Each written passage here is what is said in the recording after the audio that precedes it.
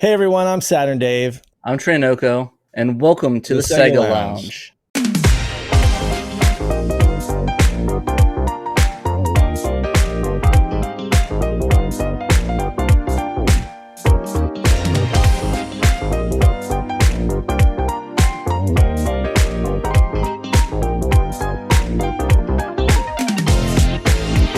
Welcome to the SEGA Lounge, where we celebrate our love for all things SEGA, including the games, the music, and the community. I'm your host, KC. Join me as I talk to different guests and learn more about their projects and passion for SEGA. Hello and welcome to the SEGA Lounge. This is episode 256, and we've got a very special one for you today. I'm KC, I'm your host. This is the podcast that's all about SEGA, and today it's all about the SEGA Saturn. And I'm not alone, as per usual. I have two very special guests joining me. No, not here. I have two very special guests joining me. That was like a little bit of spoiler there for what we're talking about. We have the wonderful people from SEGA Saturn, SHIRO. Hello. Welcome. So we have. Hello. I don't want to say welcome. Sorry, I'm just running my own show, so I'm welcome. It's like, why am I saying welcome? I feel welcomed. Show. I feel welcome to the SEGA Lounge. Thank you very much. You're welcome. You're welcomed on the SEGA Lounge. Yes, thank you very much. I do feel welcome. I appreciate that. So, for my right, I believe, we have SaturnDave. Hello. Hi, how's it going? Going great. There's a little delay here, so I'm like, whoa. It's like a little bit. It's like, mind tricking it. Wax off. But I'm doing great. Thanks for having me. Really appreciate you inviting us on. And I've caught the SEGA Lounge over a few times here and there over the years, but it's nice to finally be on. So yeah, well overdue appearance on the SEGA Lounge, I would say. Yeah, thank you for joining us. And we also have TraynoCo. Hi. How's it going? No, it's great to be on. I remember. I think we either you're lead-in or you were our lead-in when we were on the radio SEGA. I think so. I remember it was like right after before, but I'm really glad to finally be on the podcast. Thank you very much for joining us. Yeah, really nice to meet you guys and to talk about Saturn and SEGA Saturn SHIRO. This is our way of sort of celebrating the Saturn's 30th anniversary in the US, which was at the time of recording a few days ago. And as at the time of people listening to this, mostly the first week of the show, it's like last week. So we're going to talk a little bit about that, I'm sure, a lot about the Saturn. But first of all, and that's like sort of tradition when people come on the show, for the first time at least, I want to learn more about you guys. I want to learn about how you got into gaming.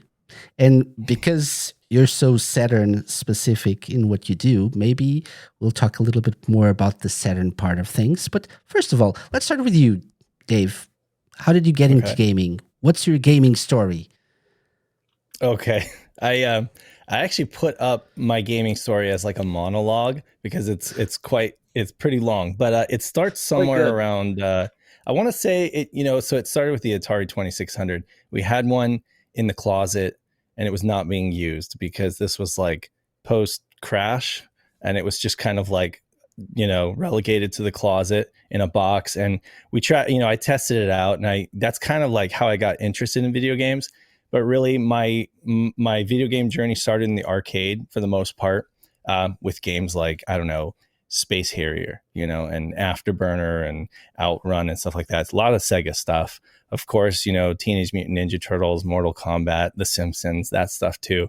And just arcades everywhere because I grew up in a town where you had them at the bowling alley, you had them at the movie theater, you had them at the 7-Eleven, when you went to get, salon. Some candy, you get your nail salon. You even had them at when you went to the laundromat to wash your clothes. So you had arcades and arcade cabinets everywhere growing up. So I really fell in love with video games through arcades. And eventually we brought the arcade home with a Sega Genesis. My actually older sister got a Sega Genesis and, Sonic the Hedgehog just moving fast as lightning on our CRT. It was like the coolest thing I ever saw. it definitely lived up to, you know, the experience of the arcade, just the speed and the color and everything like that. That game specifically. So yeah, you know, I don't have any kind of like niche kind of hidden gem titles to plug as my first. It was really just Sonic, you know, and just the Genesis itself was this jet black, like hi-fi looking, very, very expensive piece of equipment. But again, like everybody was pretty much able to afford it, and you got Sonic as a pack-in, and so it was great. We got that, and so I was a big, you know, Sonic fan, big Sega fan, but kind of turned into a Nintendo fan for the while there with the Super Nintendo, because, you know, it's like every kid in school wanted a Super Nintendo, wanted the Super Mario World, you know, Super Mario your Kart. time's over. Sorry. You're cutting off. You're cutting Let's move off. on to the real gamers, Dave. You're like, wait, it's cutting out. I can't hear you. Spoilers. I think Super Yeah. Nintendo's better than Genesis.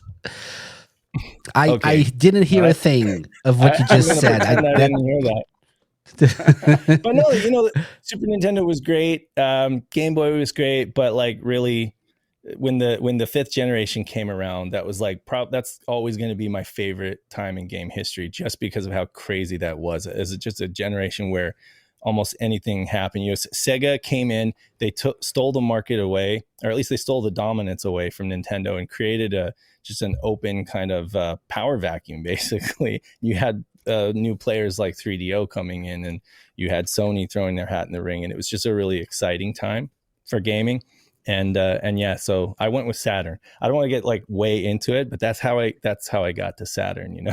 Okay. Yeah. What about you, Pat? I want to pass it off to Pat. Sure, Pat. Yeah. Alrighty. So I'm a little bit younger than Dave. I grew up. I was sort of a more of a '90s kid or whatever. I guess I don't know if that.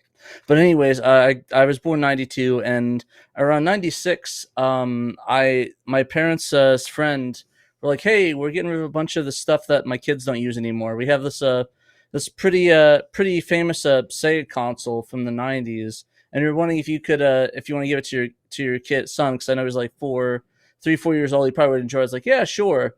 So they handed him a Sega Pico with Richard Scarry in Busytown. I am not joking. Hand to God, this is a true story. My first console of all time was a Sega jealous. Pico. That famous Sega console, yes, sure. The famous one from the '90s that everyone knows. Sure. And then years later, I remember there was a year later that said, "Oh yeah, we're also getting another console that my kid didn't want to play, another handheld. We'll give it to you." And they gave me a Game Gear with VR Troopers on it. So I literally can't tell people. Every time I tell you this story, I have to tell them I am not making this up. My first console was the Sega Pico, and my first handheld was the damn Game Gear. So great. Take, by the way, Sega kid through. I think VR Troopers was better than Power Rangers. I'm that kid. Honestly, as a show or the game? I like Church a lot better. As a show. Okay. I don't know. The game, honestly, I thought the game was better than the Power. No, actually, no, that's a lie. I think the Mighty Morphin Power Rangers game is a little bit better, but the VR Troopers fighting game for the Genesis for the Game Gear is also really pretty sick. So yeah, I don't know if I did enjoy VR Troopers. I don't know if I enjoyed it more than Power Rangers, to be honest. I was very big into Power Rangers growing up, to be honest. But I think like the colors were appealing, maybe a little bit more. Like VR Troopers were like a little bit more. I mean, like Power Rangers was awesome. Power Rangers was awesome. It was just, VR Troopers was kind of like you're more. Yeah, it was more cyberpunk, I mean, I chose the Saturn over the PlayStation, right? So I always kind of went for the underdog. Yeah. I think you and I heard like it. Same thing. VR Troopers I liked a lot better than Power Rangers. But I'm really jealous, Pat, because the Pico. By the way, do you know about the Pico? Is that the Pokemon one? No, the newest version of the Pico, the Sega Pico. Huh, you haven't heard about it? Oh, you should actually. Is this a recent thing? It's a recent thing. It's I think like from last year or 2 years ago. The Sega Pico. It's like a new educational console. I still want to get a regular Pico. I told Pat, I was it's like expense that to SHIRO.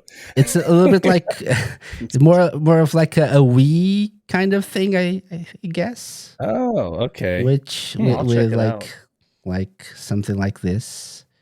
And is it Sega? It is Sega. Is it Oh, like holy There you crap! go. That actually looks Okay. really cool. Yeah, Wow. Reminds me of it is. Okay. that. Oh my gosh, that is actually really cool. Yeah, the ePico. So it's got like motion controls and stuff, like more of like a Wii.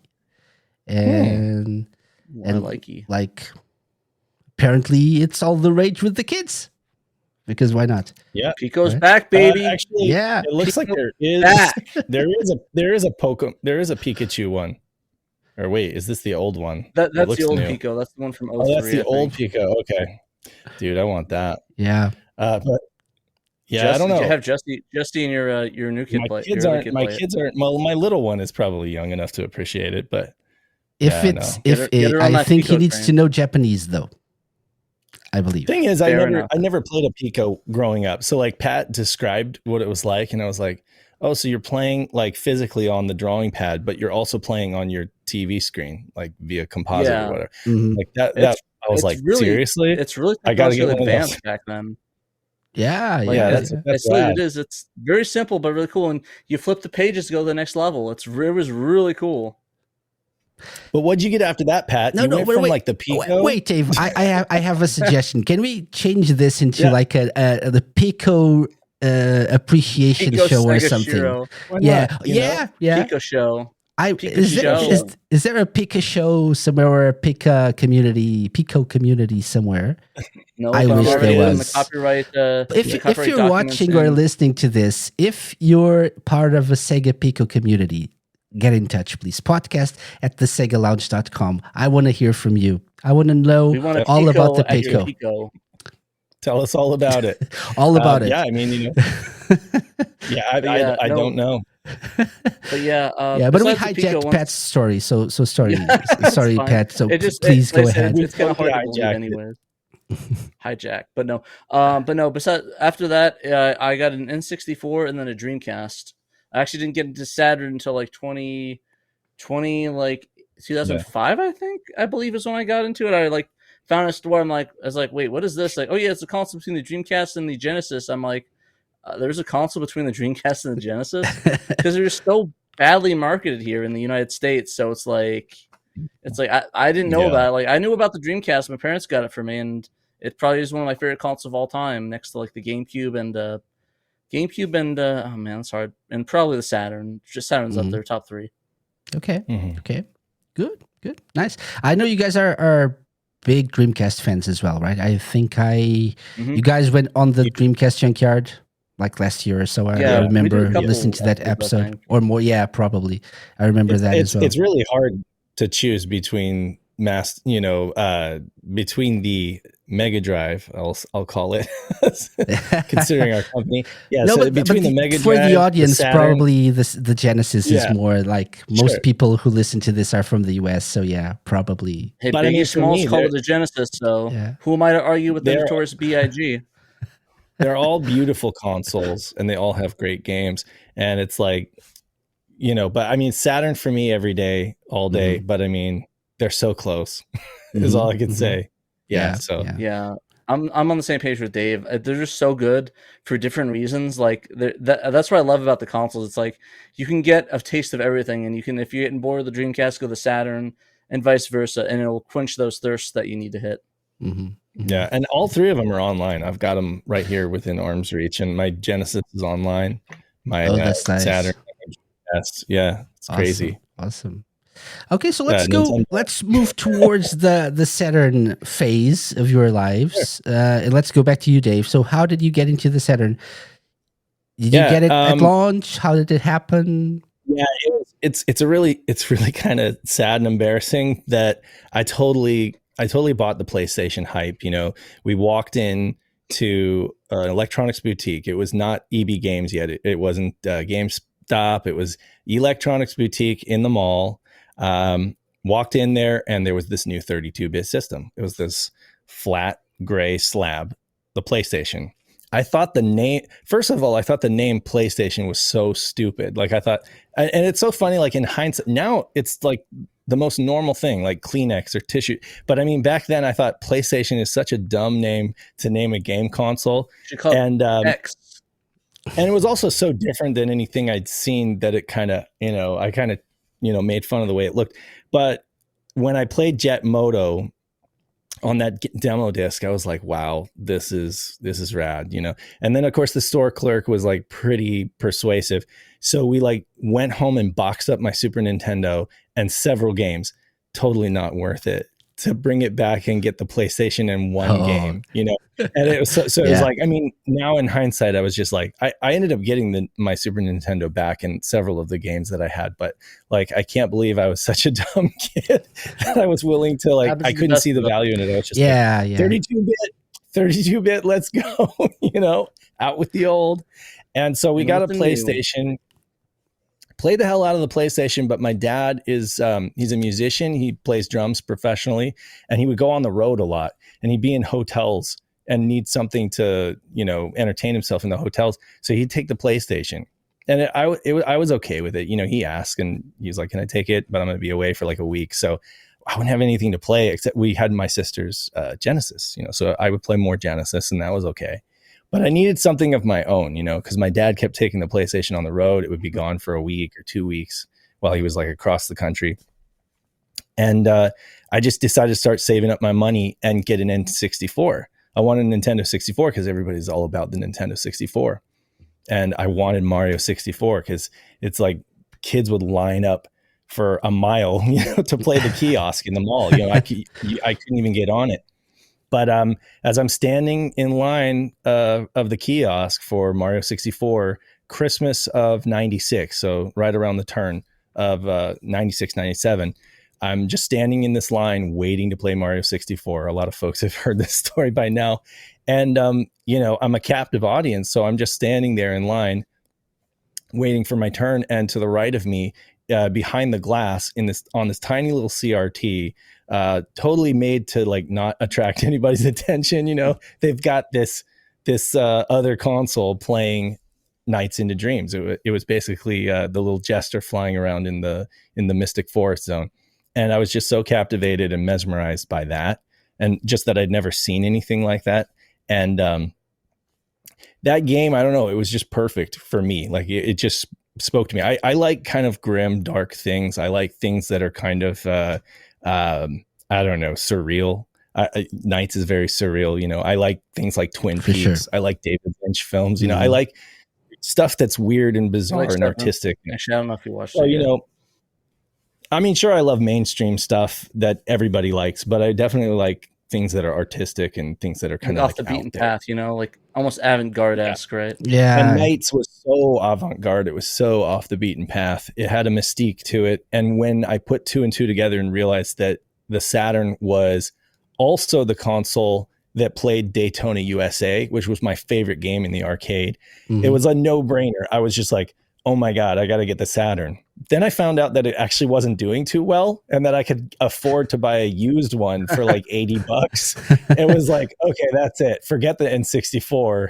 I'm just going to save up my money and get a Saturn and Nights, you know, so that's what started it all. That's a killer deal. I was not a day one Saturn fan. I was a, you know, New Year's 97, you know, Christmas 96, New Year's 97 was when yeah, my brother and I saved up and we went over to the game store and we bought just a Sega Saturn in a shopping bag.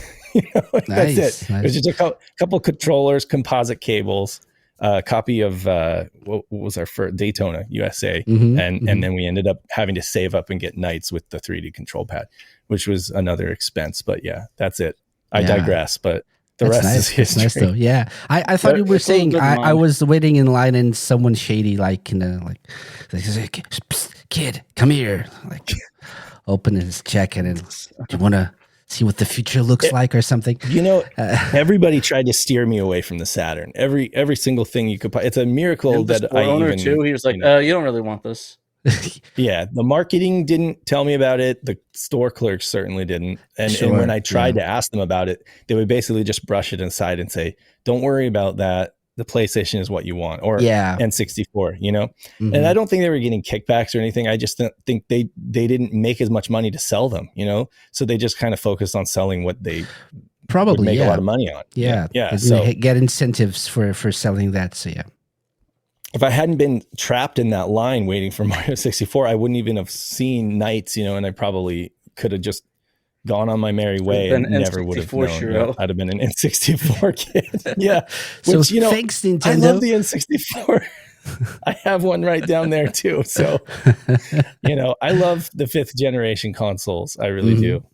Awesome. That's great. What about you, Pat? What led you to the Saturn in 2005, was it? Yeah, basically, I walked into a store that's probably long gone. I think it's like called is it Play and Trade? I think is what it was called. There was like a chain here in the United States, and it's like long shuttered.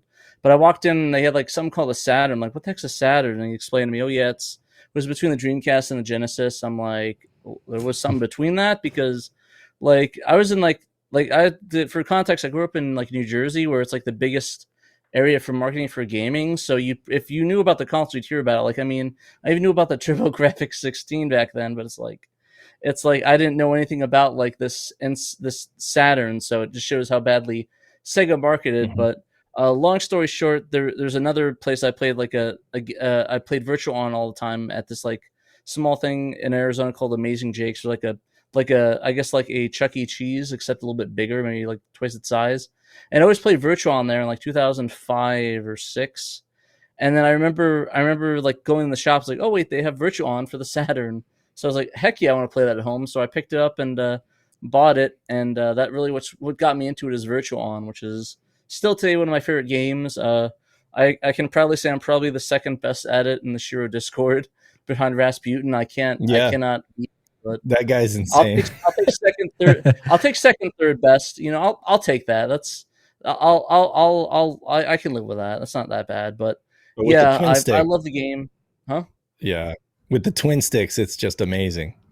Yeah, I love it. Got the twin sticks and stuff. So that really made me fall in love with it. And just like years later, just learning about through like different content creators and just the import games I found on the shelves, like these stores. So very, very good. I love it. I love the Saturn. I fell in love with it, like just like the Dreamcast all over again, which still I loved like since '99. I was day probably like 1 or something like that, like probably like a couple months after like a December. But I was there for the Dreamcast, but the Saturn I wasn't. But it felt just like that day 1 of the Dreamcast all over again. So great console, and I'm still learning more things about it even to this day. Like there's still crazy stuff I didn't know about, like printers, different games for it, peripherals. Like we even learned about like a dating app that was for the Saturn too, which is new for me. Right. I mean, that on top of that we have a housing simulator where you go and look at houses, and now they have a dating sim. I'm not joking. Like this is like a dating app. I totally buy it. Yeah, sure. Yeah, the weird things that come out of Japan. Yeah. So that makes sense. And that's why I love it still. I'm still learning more about it and all the crazy games I've never heard of that I want to play. So excellent. That's great. So sorry. Oh, go ahead. No, please. Well, I was going to say, I think Pat has grown to love the Saturn even more through SHIRO, because I know like Dreamcast was his first love, kind of, that's always been, he's like, that's the console you can bury me with, Well, yeah, that's in my will. I have in my will that I want to be buried with it or cremated with it. So, but Saturn is work too. It's like that's what we live, eat and breathe, sleep Saturn, all the time. We have to stay knowledgeable about it, and we end up just finding out more about it just through covering it via SHIRO and stuff like that. And so yeah, you do gain like a deeper, like a different kind of appreciation for it. So but yeah. Makes sense. Yeah, sure. So I've told this story countless times, but I missed that entire generation back in the day. So I was a Mega Drive over here kid, obviously. Yeah. And I really wanted a Saturn, but for several reasons, including financial ones, I wasn't able to get one. And so I completely skipped that generation, and I got back into gaming with the Dreamcast. So the Saturn is sort of a blind spot for me still. I've played several games. I'm trying to get more into the Saturn scene, which is very cool, I have to say. And places like you guys, like SHIRO, help us know more about the system. But I'm always very interested to talk to people who swear by it and say it's an amazing console. Because on paper, it really looks like it. but I'm in Portugal, as you guys know, we actually talked about this, Dave, before we started recording. Not just because of Dragon Ball Z, but the Saturn was big because Sega was big in Portugal. Sega was the big thing. I think Sega and Dragon Ball Z were the major like pop culture references for kids in Portugal growing up in the 90s. So every country I know, it's always Dragon Ball. Like Japan, Germany, everyone in South America, like it's amazing how that thing sorry, that's kind of a tangent, but still it's just amazing how culturally like how barrier like crossing that show is. It's nuts. Like it's literally everyone's starter anime in every country. You know how crazy that is? That's like incredibly nuts. Yeah, how that could even be possible. I remember like I remember the Dragon Ball days, the original Dragon Ball days, when it was on, like kids would rush home from school just to watch an episode. I remember recording. I was away for a week or two or something, and I set my VCR to record every day at that time the episodes. It went really badly. That didn't work at all, but I got a few of them and I was really happy to watch them. So people were really insane about Dragon Ball. And then Sega was the other big thing. So what even was Nintendo at the time here for us? In terms of marketing, they were pretty much non-existent. I had maybe one or two friends that had a Nintendo console, but everyone else that we talked to was crazy. Like Sega. Yeah. Totally not Sega. It's like the opposite. Yeah, it's like a parallel. Was it a what's that universe? Like an alternate universe. Yeah, an alternate dimension. Everyone had Nintendo. Yeah, the Sega-verse was the thing here. But then what happened was what happened everywhere, and the PlayStation took over at some point. But for the first couple of years, maybe, of the Saturn life, it was the thing here in Portugal. So I was really upset at the time that I wasn't able to get one. But then things happened, and I went with the Dreamcast eventually and came back to Sega through that. But I really do appreciate the people that are knowledgeable about the Saturn, which is not my case, and who create content for about the system, which is something that we'll probably talk a little bit more about, like the amount of like homebrew content, fan games. The fan scene is big here, so we'll talk about that. But I want to know more about the creation of SHIRO first. So how did that happen? Why? Because it's not like a small feat to just create a whole community and a whole like several shows, podcasts, YouTube channel, all of that. Time. I know. I know, but it had to start somewhere. You think you have no audience, and all of a sudden it's 7 years later and you have a community. But I actually like the way Dave tells it better, like how he first interacted. So I'll let Dave tell it because he tells it better than I do. Again, goes back to the Facebook groups. Like I don't know how far you want to go back, but I think in 2015, America.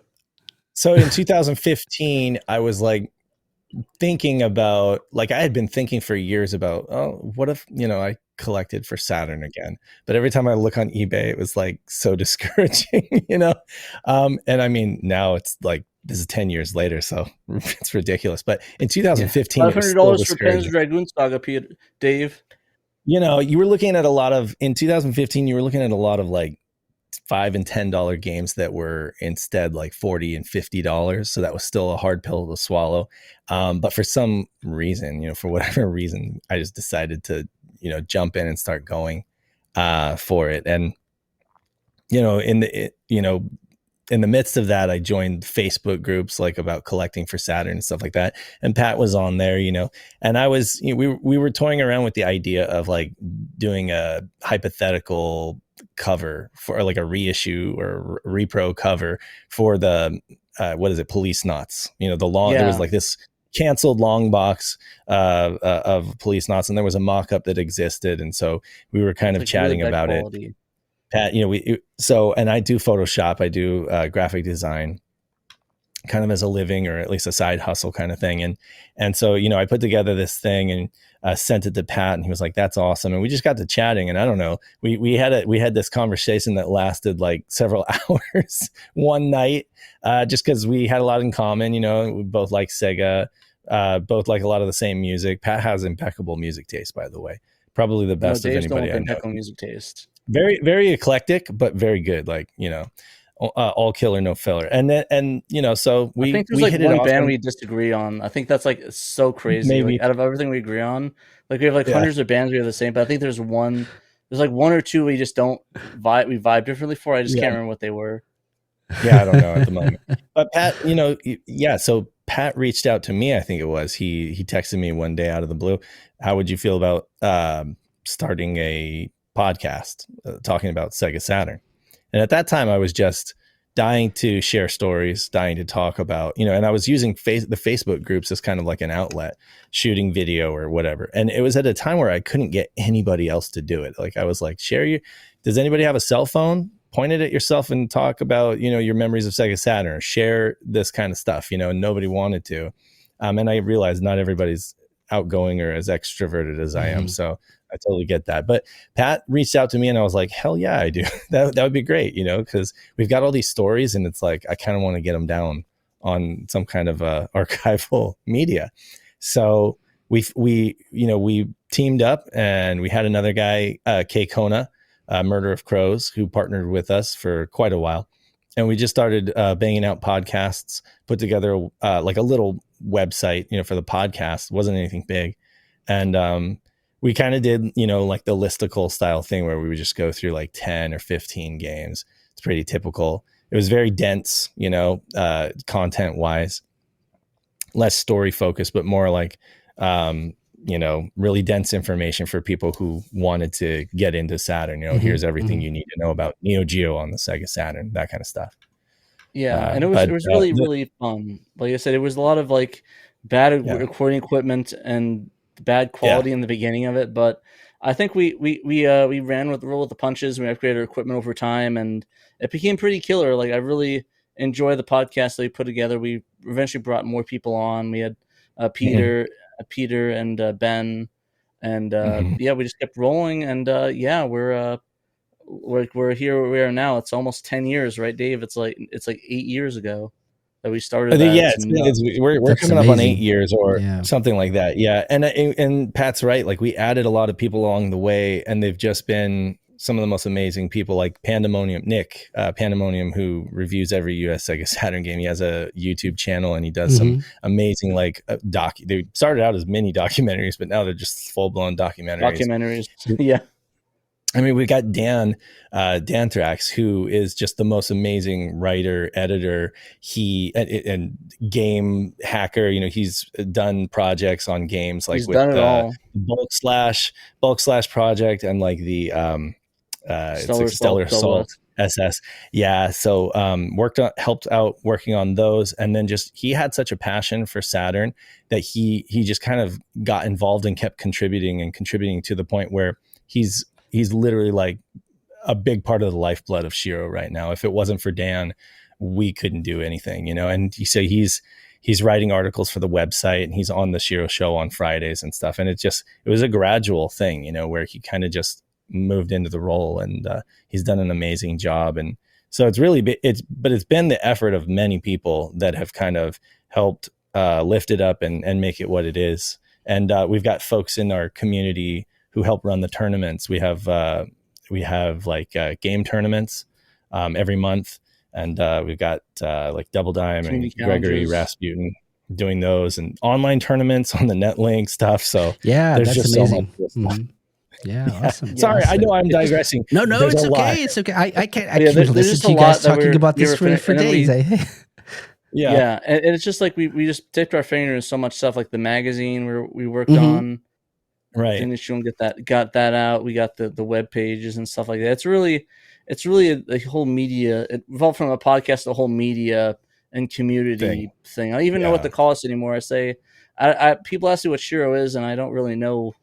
I guess it's a media empire. I don't even know how to describe it. Yeah, I think first and foremost, though, in spirit, it's the community. because like that's the Yeah. most important thing to us. I will say, like, we've had a lot of successes here and there, but the biggest success has just been building the community and having people, join the Discord and be a part of Reach out. conversation.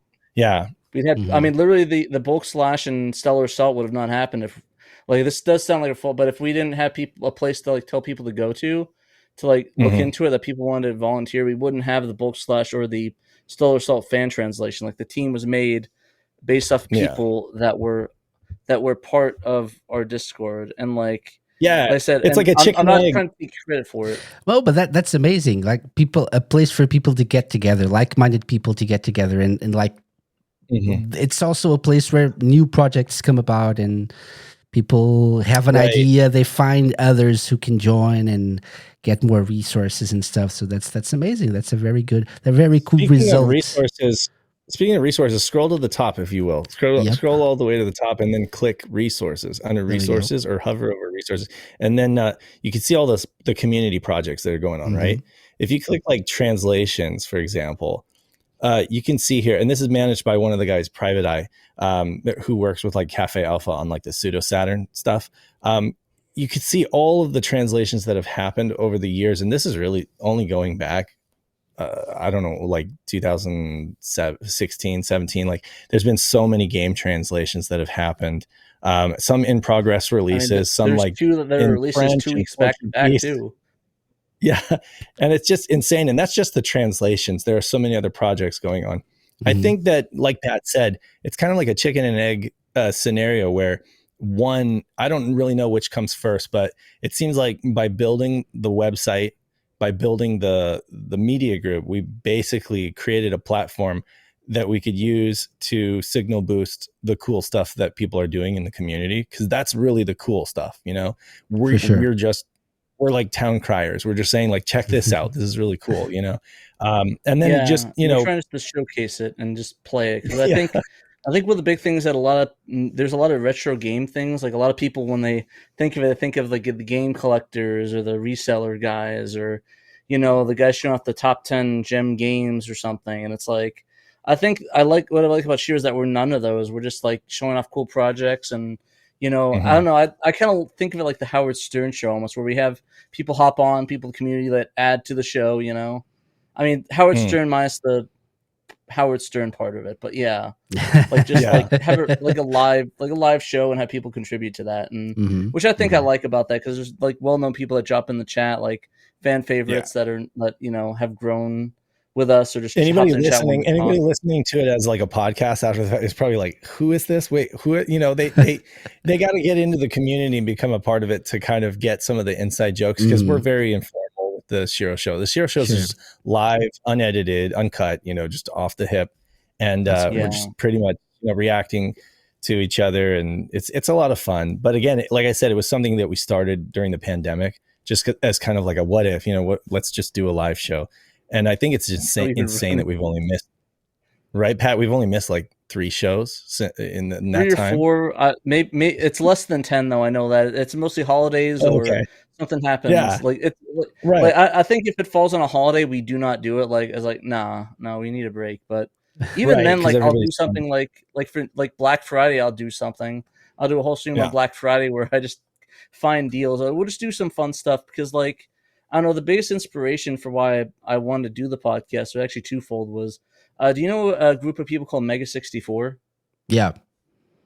They're a bit. I love their podcast. It's probably one of the best comedy podcasts on the internet. Like, Barstool is nothing on there. They inspire me a lot with a lot of their antics, a lot of their like the way that they do podcasting, and very off the cuff, and some really weird and random ways to do it. Like they film at a fair or film at a Chili's or something. I kind of like that. Shoot from the hip and like have a friend dynamic where you feel like you're in that friend group. I kind of wanted to bring the Shiro. And then I mixed that with the Dreamcast Junkyard guys, because that's a big reason I want to start a podcast. I was too embarrassed to ask the Dreamcast Junkyard if I could be on their podcast. So I was like, maybe if we come on this podcast, we can ask them to be on that. Awesome. That's funny. Yeah, they're great as well. That's what my approach is to it. I know Dave is they brought a lot to it as well on top of it, especially the SHIRO show, which is his brainchild was the SHIRO show, which is probably one of the best But I ideas mean, I've ever seen, and he pushes the limits with it. It's nuts. I've been super busy lately too, to be honest. And Pat and Dan have been carrying that. Like really, you guys have carried the torch with the SHIRO show and kept it going. And I've been able to be on here and there, but I'm so busy on Fridays these days that it's hard for me to make it. But I'm just so impressed, and I love the fact that they've been able to keep it going. And that's the thing, is our strength has always been in, you know, like an all hands on deck, like everybody helping out kind of thing, you know. And that's why I say we're a community. It's not like any one of us are rock stars or anything like that, and it's not like we have a ton of subscribers on our YouTube channel either. It makes sense, because for people who create any sort of content, they should know that it takes a lot of time and resources and energy. So if you have a community behind you and other people you can rely on, that certainly helps. It makes sense that sometimes, and I speak from experience, I'm the only one doing this show, and it's sometimes I lack the energy. I had to take breaks every now and then throughout these 11 years, and I feel like that the fact that you guys have like a whole community behind you, like people and other people you can rely on. Oh, I don't feel like doing this today, so maybe you can take over and do it yourself and stuff like that. That's fun. That's nice. You can just keep going and have others to rely on. So that's cool. And I going back to what you guys said about this being a way to like signal boost whatever people are doing in the community. That's what I think it's from the stuff that I watched or read on your website. It's what I feel like it's the most significant part of your work, right? It is really cool to have one place. If you're wanting to learn more about the Saturn scene, you can go to the SHIRO website and just like look around, get news, get updates on stuff that you're maybe watching, like you're attentively like looking forward to something that's coming out soon, like a fan project or something, and there's an update, you know it's going to be on SHIRO, so that's nice. Right. Exactly. Or like if you just want to see what's there, like, oh, I want to see the fan translations, what's out there, you can hit that little section and see all of them, where it's see what can I play for the Saturn right now. Yeah. Which I think is pretty comprehensive in that regards. Yeah. And I used to think, like, I used to kind of wonder, like, is this worth reporting about some random thing? You know, is this worth reporting about? Do people want to know about this? And, you know, it's funny, recently, like I went back on the Wayback Machine and I was looking at Saturn World, which is a really old site that was run by the IGN folks. Like before it was IGN, you know, they had like kind of separate sites for, and they had the Saturn World. It was written by at least one person who really loved the Saturn, you know, and a team of people. And, you know, they wouldn't miss any chance to report even like some hearsay. It'll be like, we have a hint about the Virtua Fighter 3 coming to Saturn or something like that. You know, like you look at the articles that they would write, and some were just a paragraph, but it was just like, somebody heard that this might be true, you know? And I'm like, okay, so, you know, I almost want to archive all that stuff on our site too. But it just goes to show, like, people have been doing this for a long time, you know, and if there's somebody out there that's going to be interested, you know, so I'm just glad that we're putting it on the web, and then it'll be hopefully searchable and it'll be archived, you know? And so like these projects that folks are doing, you can go back and you can kind of see, like Dan writes about the Mister updates, and you can really see, if you're researching it years from now, kind of like the timeline that the Saturn core came about, you know, and all of the ways that it was improved and stuff like that. And who knows, somebody might care, somebody might end up doing a research project and they'll need this information. For sure. And I think we are all more, I mean, some people always had like the historian side of to them, They wanted to archive stuff, and so. But I think as more of like a mainstream feel, we're all more in tune to the need of archiving stuff online and like knowing about the history of communities as well, of consoles, of video games. We actually just did an episode a couple of weeks ago, like with a news roundup from last month, and we discussed that. Something that is now unclear. It seems like some Japanese companies like Sega, Capcom, Taito are working on a project to archive their history and their games and stuff. Now there's rumors that maybe that's not really the case. That was just for an expo or something. Whatever is the case, it is important to be sure that your history is safe and accessible. Incredibly so. Right? Yeah. Especially if as we're moving more into the digital media and games being digital only, almost. I feel like that's very, very important. And I feel like people, gamers in general, at least more old school gamers, are appreciative of what people do to archive, to document, to have stuff accessible that they can research, they can look back. I think it's interesting.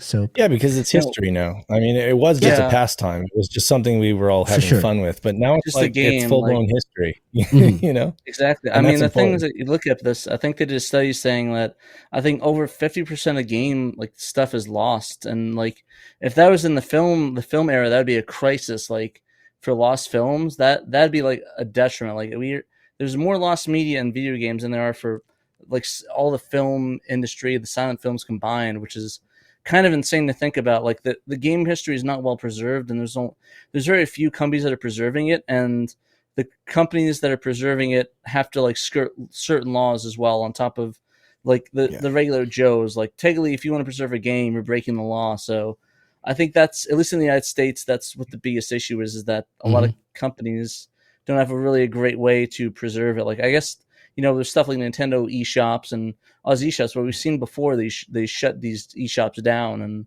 there's not like an archive where it's like you'll always be able to get these games. It's like you have to resort to piracy one way or another. Like, I mean, even like a lot of the Rock Band stuff, like for that is gonzo now. It's just a shame. Like there's not really a good way to legally do that, and I don't think we'll ever have that. And this is a multi-billion-dollar industry, so it doesn't really make sense that there are no like official efforts to preserve. It's a culture thing. It's like an educational awareness thing, but it's a storage issue at the end of the day. And I think we can relate as content creators. Like you create a bunch of videos, you edit a bunch of stuff, you have all this footage cut and all the images that you pull together and stuff, and you're looking at the space on your hard drive and wondering like, can I let this go? You know, will I need it? It's like the roll of the dice. True. You know, like I look at it like how many more 10 terabyte how many terabyte hard drives can I fit in my PC? Is my mind look at it. But like go back to the 5th gen console generation. I mean, like memory was expensive, storage space was expensive, and and hard drives were not big. You know, so these companies did find themselves in a dilemma where they're just like, well, the game is out, and that's the product. You know, we shipped the product, so we don't need all the ephemera anymore. We don't need all the source code or the drawings or the, you know, little documentary. I don't know, whatever footage was shot in the office of the workers and stuff like that. And even they probably didn't think about like you said, what you did with your was it the Super Nintendo, right? That you sold everything to get a new system. That's what we used to do back in the day. So they also probably thought, okay, so 10 years from now, people will probably trade in their current system for whatever new stuff comes after. So whatever, you trade it up, you know. Yeah, people will not be playing this game 20 years on or 30 years on.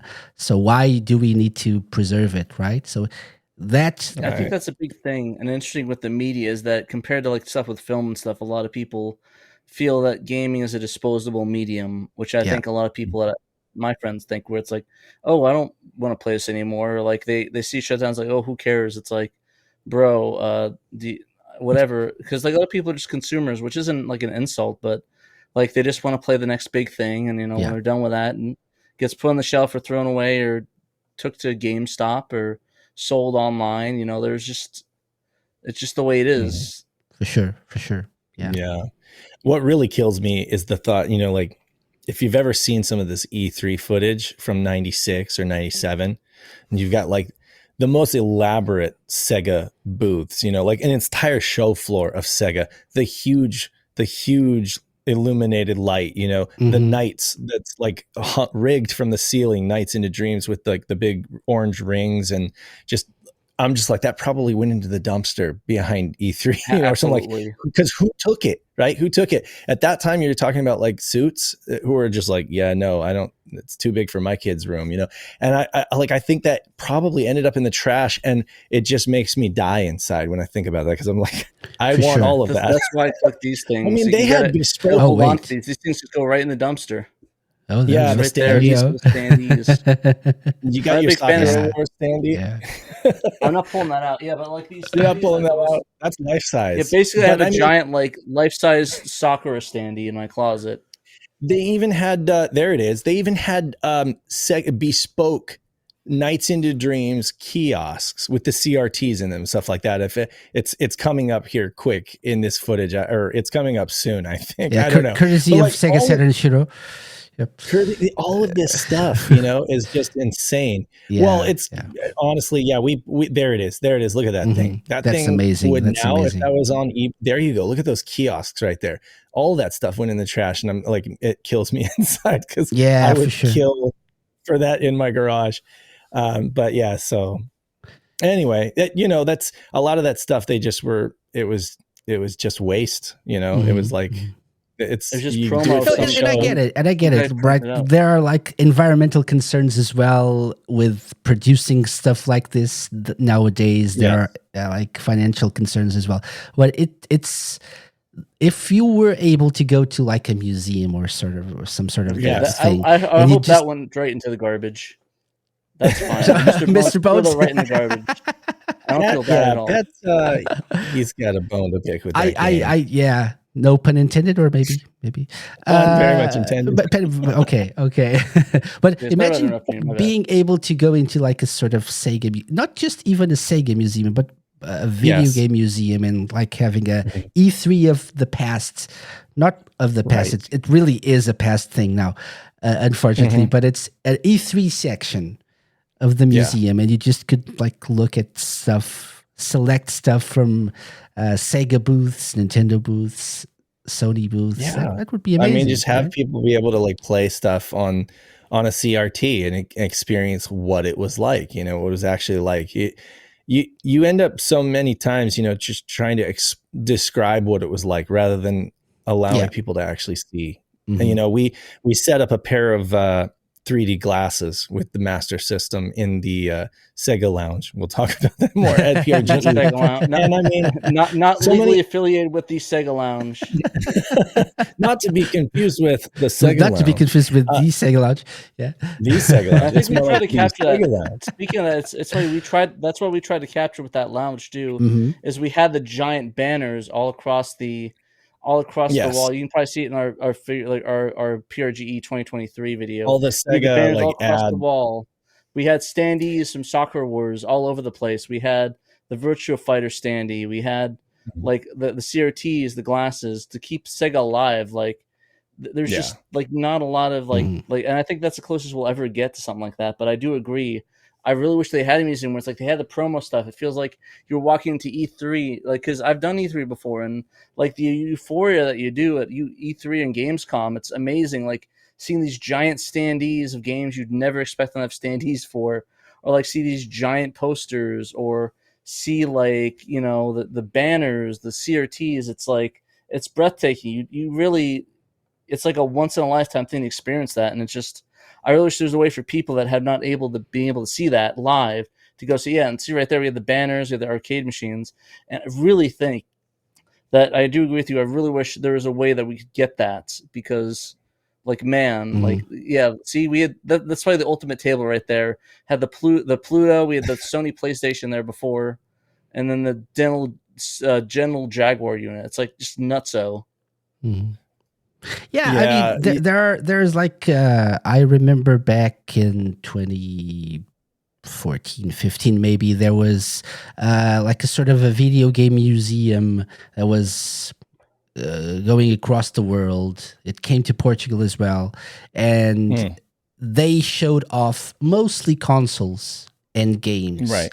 which is important. It's the meat of the history of video games. But all this promotional material, all of this is history as well. So it would be nice to have. I have to shout.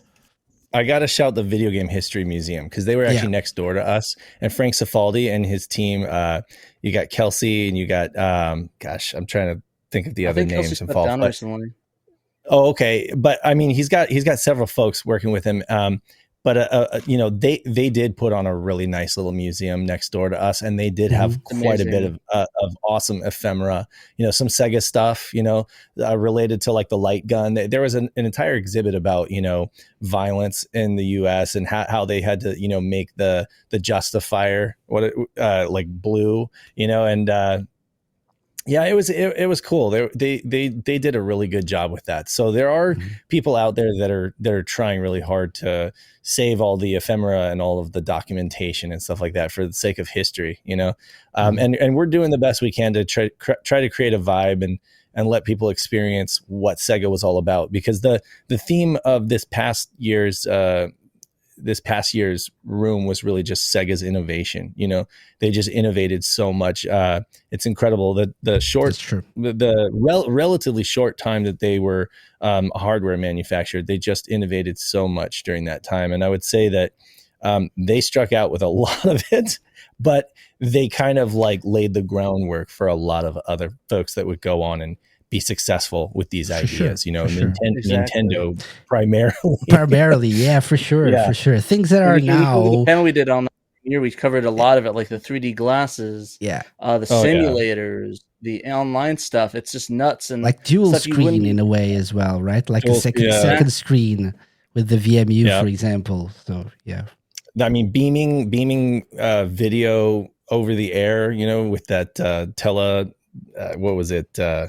Telegenesis, or not the Telegenesis, I forget what it's called, but it was like a little satellite dish thing it was totally like an FCC violation.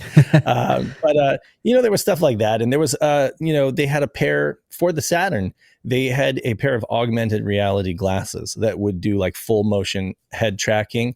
But with the Saturn's, you know, processing power, I just don't think that it ever connected. It just didn't click, you know. That's they were the trying. thing. They were ahead of their time. They just didn't have the right resources at the time, right? So. Yeah.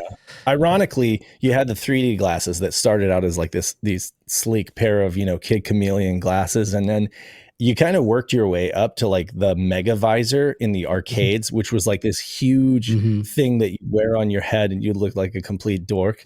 But that's what it took back then to make something like that happen. And now Apple's got like their Vision Pro and everything, and it's all you know, look even like a bigger dork nowadays. We're just making you like even like a bigger and bigger dork, because now you're walking down the street with like doing things with your hands, right? I actually never seen a single person with that like in public, so I think honestly I'm calling it now. I think that's the Sega Vision, the Apple Vision thing's going to be a flop. Just a guess there. You think? Okay. I've never seen a single person, even the Apple fanboys, are not fanboy enough to get behind the Apple visor. Outside, at least. Yeah. Sorry, we got into the weeds, but no, it's cool. It's cool. I have no idea.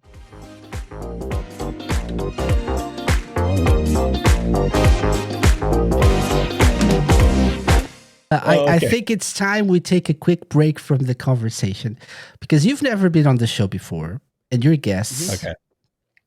And that means there's something that I haven't done in a long time, since last year, which is the SEGA Lounge Challenge. Now that you know our guests, it's time to put them to the test. It's the moment we've waited for and the moment they dread. Welcome to your doom. I mean, welcome to the SEGA Lounge Challenge.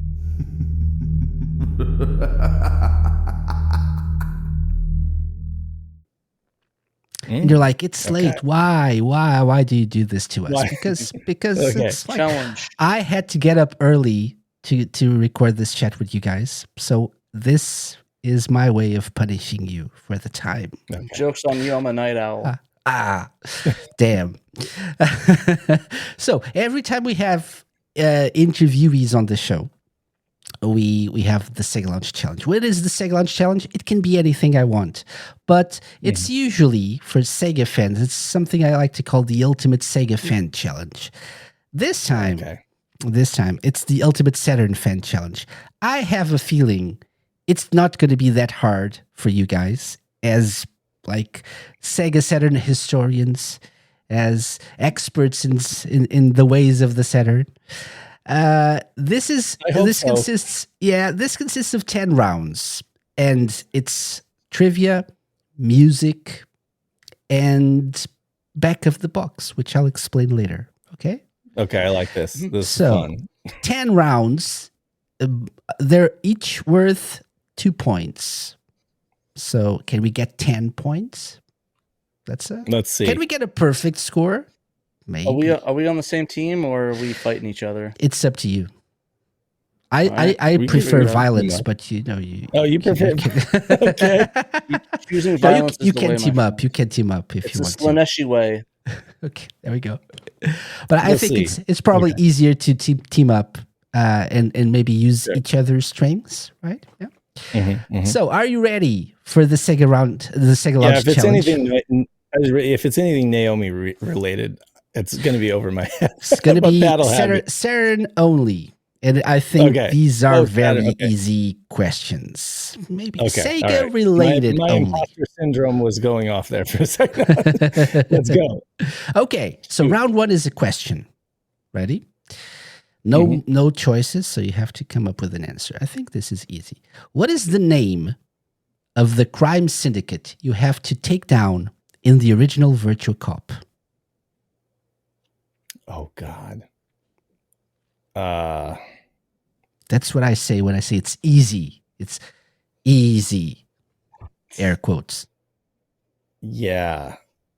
Nick would know this because he did Nick a whole video would know on it. He did a video on it. I'm guessing it's not the AMS. No. No. I'm going to lose my Saturn card for this. I like shoot the guns at the screen, bit, people. We shoot the guns at the screen and you listen to the awesome sound. That's the game. I'm not that hardcore. Let's see here. What would you call an evil crime syndicate? They're really bad people. Evil. It's something like that. Is it an acronym? It's like an acronym evil, isn't it? Right? EVIL or whatever. It's something like that. But vile or something like it's something like that, but I can't remember what it is. I'm gonna be honest with you, I can't. So what would be the answer? Your best possible answer? I like the vile one. I'm gonna go with the vile one. What about you, Dave? I think that's Carmen Sandiego. Honestly, I think I just heard that from my kid's cartoon. Darn it! The kids watch Carmen Sandiego. Well, my kids watch Carmen Sandiego. Well, the new one. Right? The new one, right? There's a new one. Yeah. I think so. Yeah, I saw that. I think there's going to be a new game as well. Yeah. Yeah, but no, I have no idea. So I'm going to go with Vile. I think that's wrong. Yeah. Okay. Go ahead. What is it? Your answer is surprisingly incorrect. Incorrect. Yes. It's evil. Like EVL Inc. Oh, Evil Inc. Oh, EVL, Evil Inc. So I did say the evil syndicate. You did. And you were around that area, but no. Okay, no points. Evil, Dave. No points. No points. But there's still time. How it's going to be. There's still time. This might be really embarrassing. Okay, go. Okay, so round two is a song. It's a 10-second long clip of a Saturn song. They're all Saturn. Okay. It's all Saturn related. Maybe for one of the questions, Saturn adjacent. But okay, we'll get there. Yeah. So, song number one or round two. Ready? Take a listen. Tell me if you know the game and where it plays.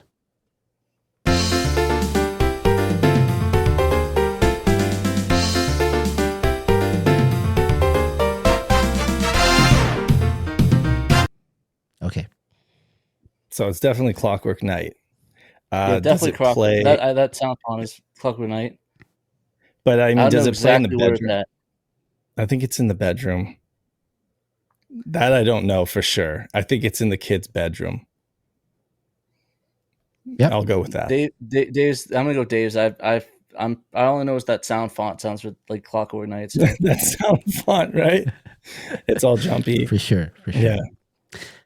I'll give you the points for the game, so don't worry about where it plays. I'll give you the points for the game.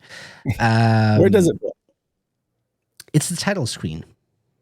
Oh, is it? Of Okay. Clockwork Knight. Right. Yeah, but that means okay. 2 points. Well done. Okay. Very good. Well done. This one was easier then. That's nice. Okay. Number 3 is a question again. Okay, ready? Are you big fighting fans? I kind of am. Okay. Yeah, Pat's more of a fighter. Fighters Mega Mix? Oh, that's Dan. Sure. That's Okay, Dan's but department. maybe it's not that hard. Which Virtua Fighter Kids characters, so Virtua Fighter Kids characters, are unlockable in Fighters Mega Mix? I think it's. okay. I think it's both Akira and Sarah. I think Yeah. they're both. That's my best guess. It's Akira and Sarah. I know Akira is 100%. Sarah, I'm fairly confident. And I maybe think Jeffrey. Maybe I can't remember if Jeffrey is. I know that Akira and Sarah more than likely are, but Yeah. I can't remember if Jeffrey was. I'm going to give you a hint. It's not really a hint, but it's a little help. Just two characters. Okay, yeah, it's so- probably Akira and Well, Sarah. let's go with is my Akira and best Sarah. guesses. Yeah, that would be my guess too. Although I'm going to admit that I'm guessing. Yeah. Mm-hmm. So Akira and Sarah. Yep. Final answer. Final answer. Yep. Yes. Yes. Oh, okay. Okay. There we go. You're so bad. you know who would know this stuff? I swear. The Sega guys, James and Dan. Yep. They know all of this stuff. They're probably They know all of screaming this, at the screen right now at us. It's like, probably- how'd you not they probably know? want to kill us. How'd you not They're know? not real Sega fans. But seriously, Dan, they know a lot of this, really, Dan, he could tell you some of the most nuanced stuff about a game. It's crazy, and James too. Yeah. Shout out to the Sega guys. Yeah. Shout out Definitely, to we guys. love Love those those. guys. Yeah. Great guys. They are our Okay. bros. Yeah. So, 4 points. Not bad at all. Round number 4. It's another song. Okay. Let Okay. me know if you know what game it is, and if you can, where it plays in the game as well. Okay. 答えなど求めずに愛 Lovely. It's Japanese. Yeah. It could be a Japanese Sega game. The only thing I can think of is that it's like a Japanese version of a game that we did the English title for. That does sound familiar, though. It sounds familiar. I'm not familiar with this exact track, but because of the female vocal, I'm guessing here. Last Bronx. I don't know. I'm thinking it might be Last Bronx. Yeah, I'd probably Again, go with Last Bronx. People are probably If I had to- shouting at me. through their If I had to screen. guess, that sounds like a credits for like Last Bronx, something like that. It sounds like it's a Sega credits game. track, but it's not one that's immediately coming to me. So I'm just gonna Unless guess it's some Last Bronx. obscure Japanese. It has to be something that got released in Japanese that was by Sega that they either redid or they didn't. So probably something like Mhm. that. It's probably gonna be something like, it's like the Japanese version of something from Burning Rangers or something like that. But if I had to guess, probably Last Bronx. If I had to take a wild guess, and probably like the end credit song. You both went straight to Last Bronx there. Interesting. It's just a guess. Yeah. That's the only one I can think of that they Yeah. would probably do that in for Japanese. Okay. So if they didn't English release, so that's the only one I can think of off the top of my head. Okay. So, final answer? Last Bronx? I guess so. Yeah. You don't sound too sure of yourself. I'm not. Oh, we definitely aren't. We definitely aren't. But that's the only game I can think of that probably would still have that in an We have English a game. we have a music Be pop for quiz. We have like a Sega. Saturn music pop quiz in our Discord chat, and there are people probably ripping their hair out right now. They're like, "Why?" That's it. Final answer. Go ahead. Final answer. So your answer is incorrect. It's Dragon I like this Force. stuff. Oh, Oh, really? God. It's the ending yeah. theme of Dragon Force, The Future. It's called, I think. Did they keep Yeah. it? Peter- Did they keep it in the Peter English would've known version that. too? Well, sorry.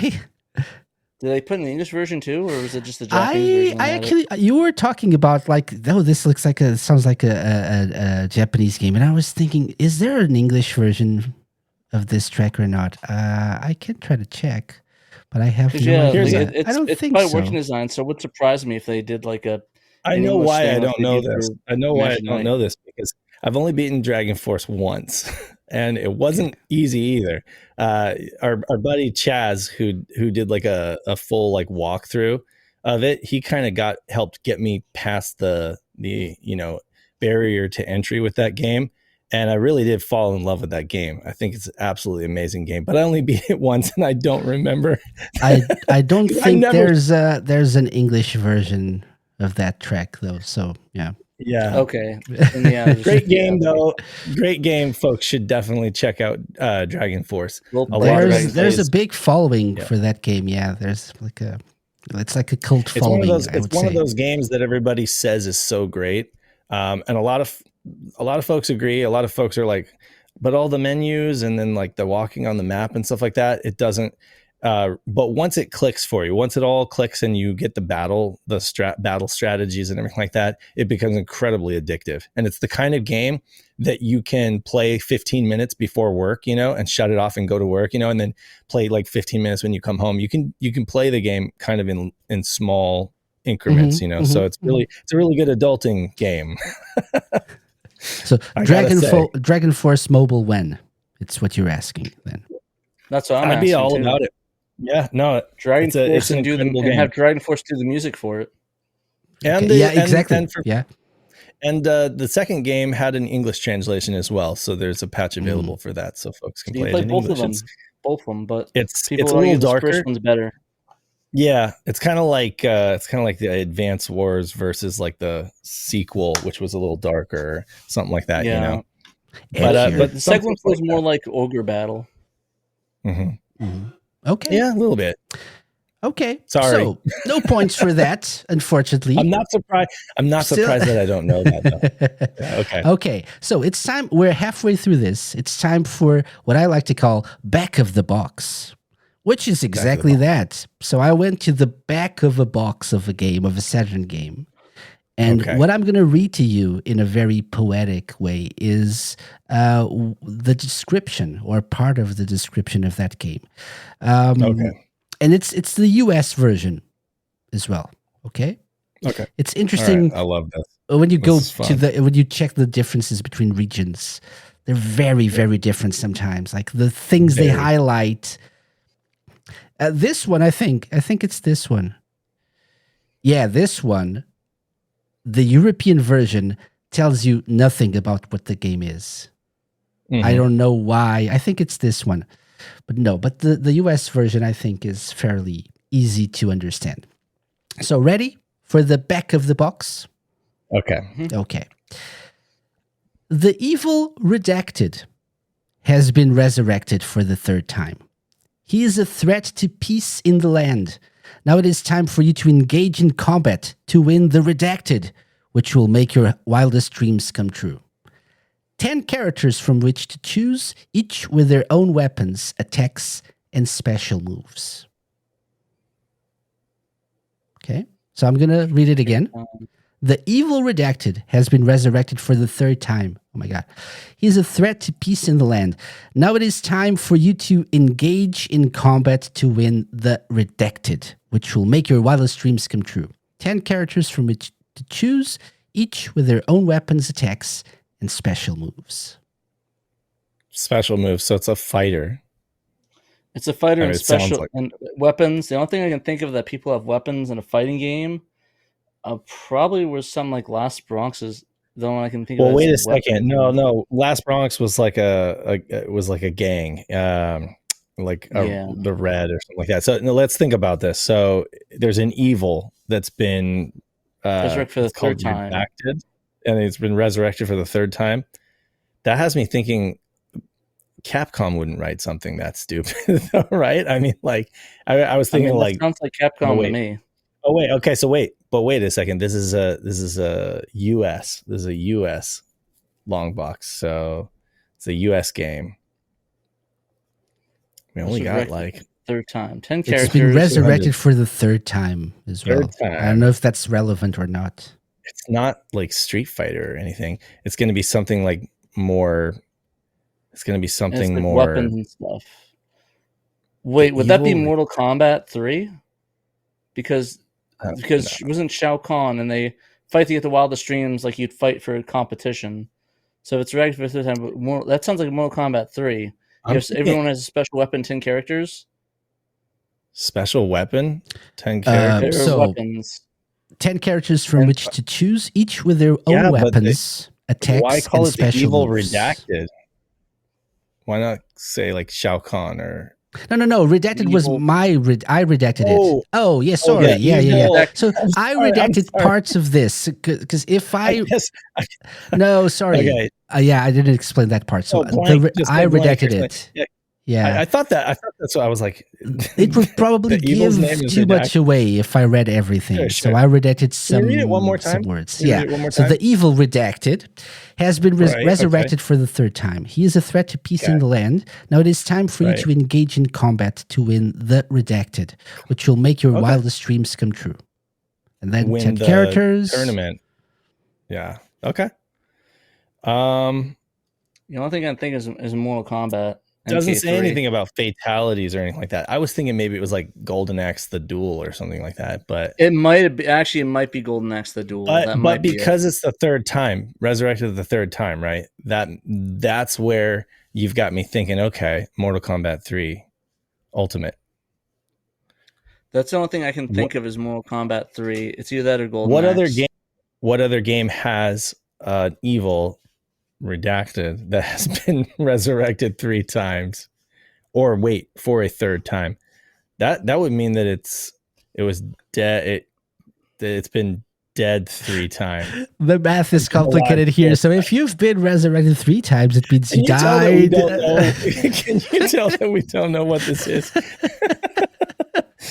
And it's a US. I'm gonna be like, of course, when he says it, I'm like, yeah, that's what it was. I could just look at my game The only thing I shelf. think is Mortal Kombat 3. Let's do that because we don't know what the hell we're So- talking about. you were onto Don't you, something there with the number of times and stuff. So The number of times. yeah, third time. So that means What about if it's Fatal Fury 3? What about Fatal Fury But 3? There's also an option, but I evil don't think people had weapons. Third time. I'm looking over at my game shelf because I've got all The only these thing I think games is over there. Fatal Fury 3 is also, but Fatal Fury 3 didn't come out in the US, I don't think so. No, they came in the Right. US, so So it we can't have be to Fatal we Fury. have to focus on games that Yeah. got a US release. okay. So guys, I need an answer. Yeah. Yeah. Let's. I'm probably just gonna go well- Mortal Kombat 3. Yeah. It sounds like you were trying to steer us away from it, but I'm gonna go with Mortal Kombat 3 because You should always know. go with your gut. That's what I tell Okay. people playing the game. okay, Okay. that's it. So that's it. Final answer. Yeah. Yeah. Yeah. Mhm. Yeah. Play the little disappointing Yeah. jingle. You want me It's gonna to? be something. You want me to? Okay. Yeah. Well, It was Golden Axe the Duel. God, next year. God damn.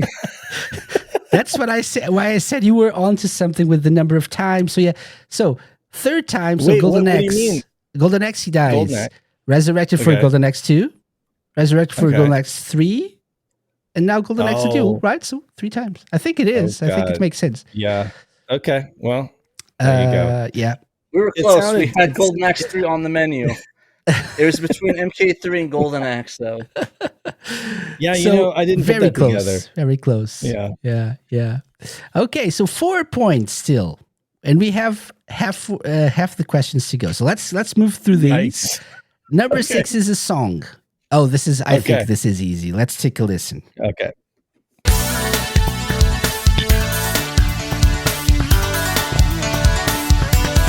My favorite. Definitely Yeah. Nights in the Dreams, 1,000%.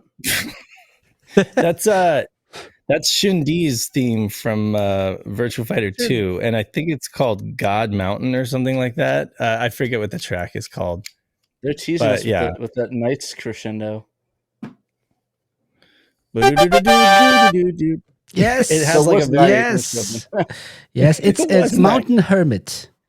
Mountain Hermit. Okay. Yeah, Shundi. Yeah, exactly. Okay. Best character. I've maybe it was like Hermit of God Mountain or something like that. I thought could be as I well. thought I saw Could it be as too. well. Yeah, Yeah. could be as Okay. well. Like depending on the Yeah, translation, perhaps. the Drunken Master. Yeah. Shundi. All right, Dave. What- I what- had to what- turn my Virtua Fighter jacket. The best style of like fighting style. Yeah, Mhm. drunken kung fu or whatever it is. Yeah, sure. Definitely like one of the I like best that attract character, too. modes I from mained the him for a arcade while. cab. Okay, so 2 points. That's 6. Okay, we need Okay. 4 more. So let's move on to We need question 4 more. 7. 7 is a Okay. question. Okay. Do people usually ace these things? No, they don't. They don't. Don't feel bad. No. You're actually crushing this compared to most people. Okay. So, Okay. question 7. In Manex TT Superbike, you can replace all the bikes with a specific animal by pressing a combination of buttons on your controller. What animal is it? Oh, good. I thought you were going to ask the combination of buttons. I thought about that. It's a motor sheep. It's a motorized. Is it a ewe? Is it a ram? I don't know. It's very fluffy. And I think that's one of the best features of the game. You can ride a motorized sheep around the tracks. That game would have probably could have used a couple extra tracks, but then again, the Isle of Man is only so big. Yeah, exactly. So, So at least you got the sheep. So yeah. yeah, Good job. Well done. That is Fun the correct fact, you can answer. also ride a horse in Daytona. Yes. And you that's can true. ride. What was the other thing? There's one other animal that you can ride. I think where you can like be a dog on a little snowboard in steep slope sliders. Oh, Like really? a little Shiba Inu. Didn't know that one. Yeah, and I think there's also a penguin on his belly, something like that. Oh, that's a good I one may be for a in fact future Sega Lounge challenge. Cave game. Yeah, I may be missing another one. There might be another like animal that you can ride in another game.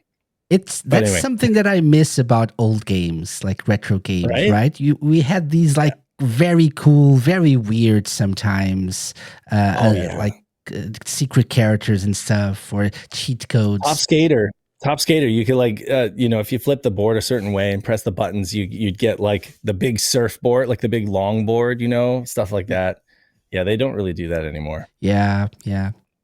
Okay, so that's number 7. So 8 points. Let's see if the remaining 3 rounds are easy for you. Round 8 is our last song. Okay, so let's take a listen.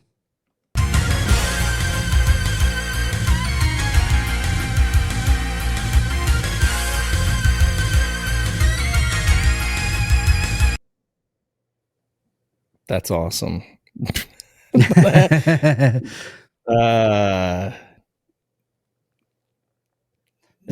sounds like another Virtua Fighter song. No, definitely not. To me, it sounds like no, it sounds like a kind of like maybe like an RPG, like a strategy RPG or something like that, where you're just kind of like on the map. I don't know. Can you play it again? Sure. Let's take a listen. I definitely don't know it, but it rocked.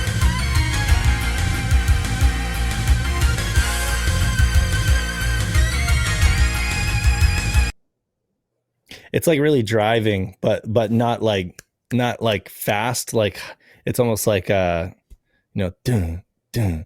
It's almost like a character select screen on a fighter, or like it's or probably just a like, fighting game soundtrack. If I had to, it sounds. I like really a don't fighting know. game. but I want to I'm gonna know say it definitely because sounds like it, and it's not at all. the Saturn sound chip is so great, and you have stuff like this, and I'd listen to that in my car.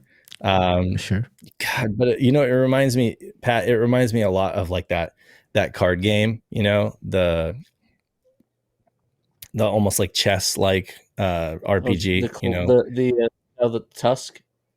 Yeah, but obviously that didn't get an English release. So I'm like thinking to things that did get an English release, like maybe It might be virtual on. It sounds like it could be that.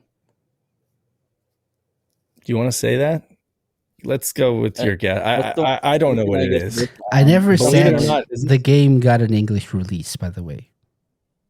You never said it got an English I release? never. No, I was talking about the back of the box stuff. Those were the English versions, the US versions. Yeah, this could be just like But I'm not saying game. this is not an English release. This didn't get an English. I'm not giving away anything. So I don't want to fine, mislead you. So, but I'm just saying that. Yeah. Yeah, it's between something like virtual on, or maybe like something like Radiant Silver Gun or something. Or not Radiant Silver Gun, like something like a shmup. Maybe like maybe like Battle Greg or something like that. It could also be like Mystaria, like Blazing Heroes, because that game. It does sound like that. I'm trying to think. I know, honestly like don't Blue know. Moon would know this. We've got some folks in our chat who would totally kill on all of these because they've just dug up every Saturn soundtrack known to man. But we should go with one. So choose one. What do you? Are we allowed? Are we have to team up on this, or we've been teamed up this far? We need all the help we can get, Dave. So what do you think? You go ahead. I'll let you choose, Pat. If I had to guess one, I'm gonna try virtual on, but it's probably gonna be wrong. It's either shmup or virtual on. That's all I can think of. Where would it go though in that game? Probably like just one of the stages, the fighting stages, but it's like an intense one. I feel like, yeah, but it sounds very shmup-esque, so it won't surprise me if it was like a shmup, like something like that, like maybe Battle Greg. Well, we don't know. Like we're guessing. So yeah, virtual on. Let's do virtual on. Okay, virtual on. Final answer, right? Final answer. Go ahead. Wah, wah, wah. You like that? The Shenmue. I like sound your effect? little. Yeah. Okay, so before I play it, it's this.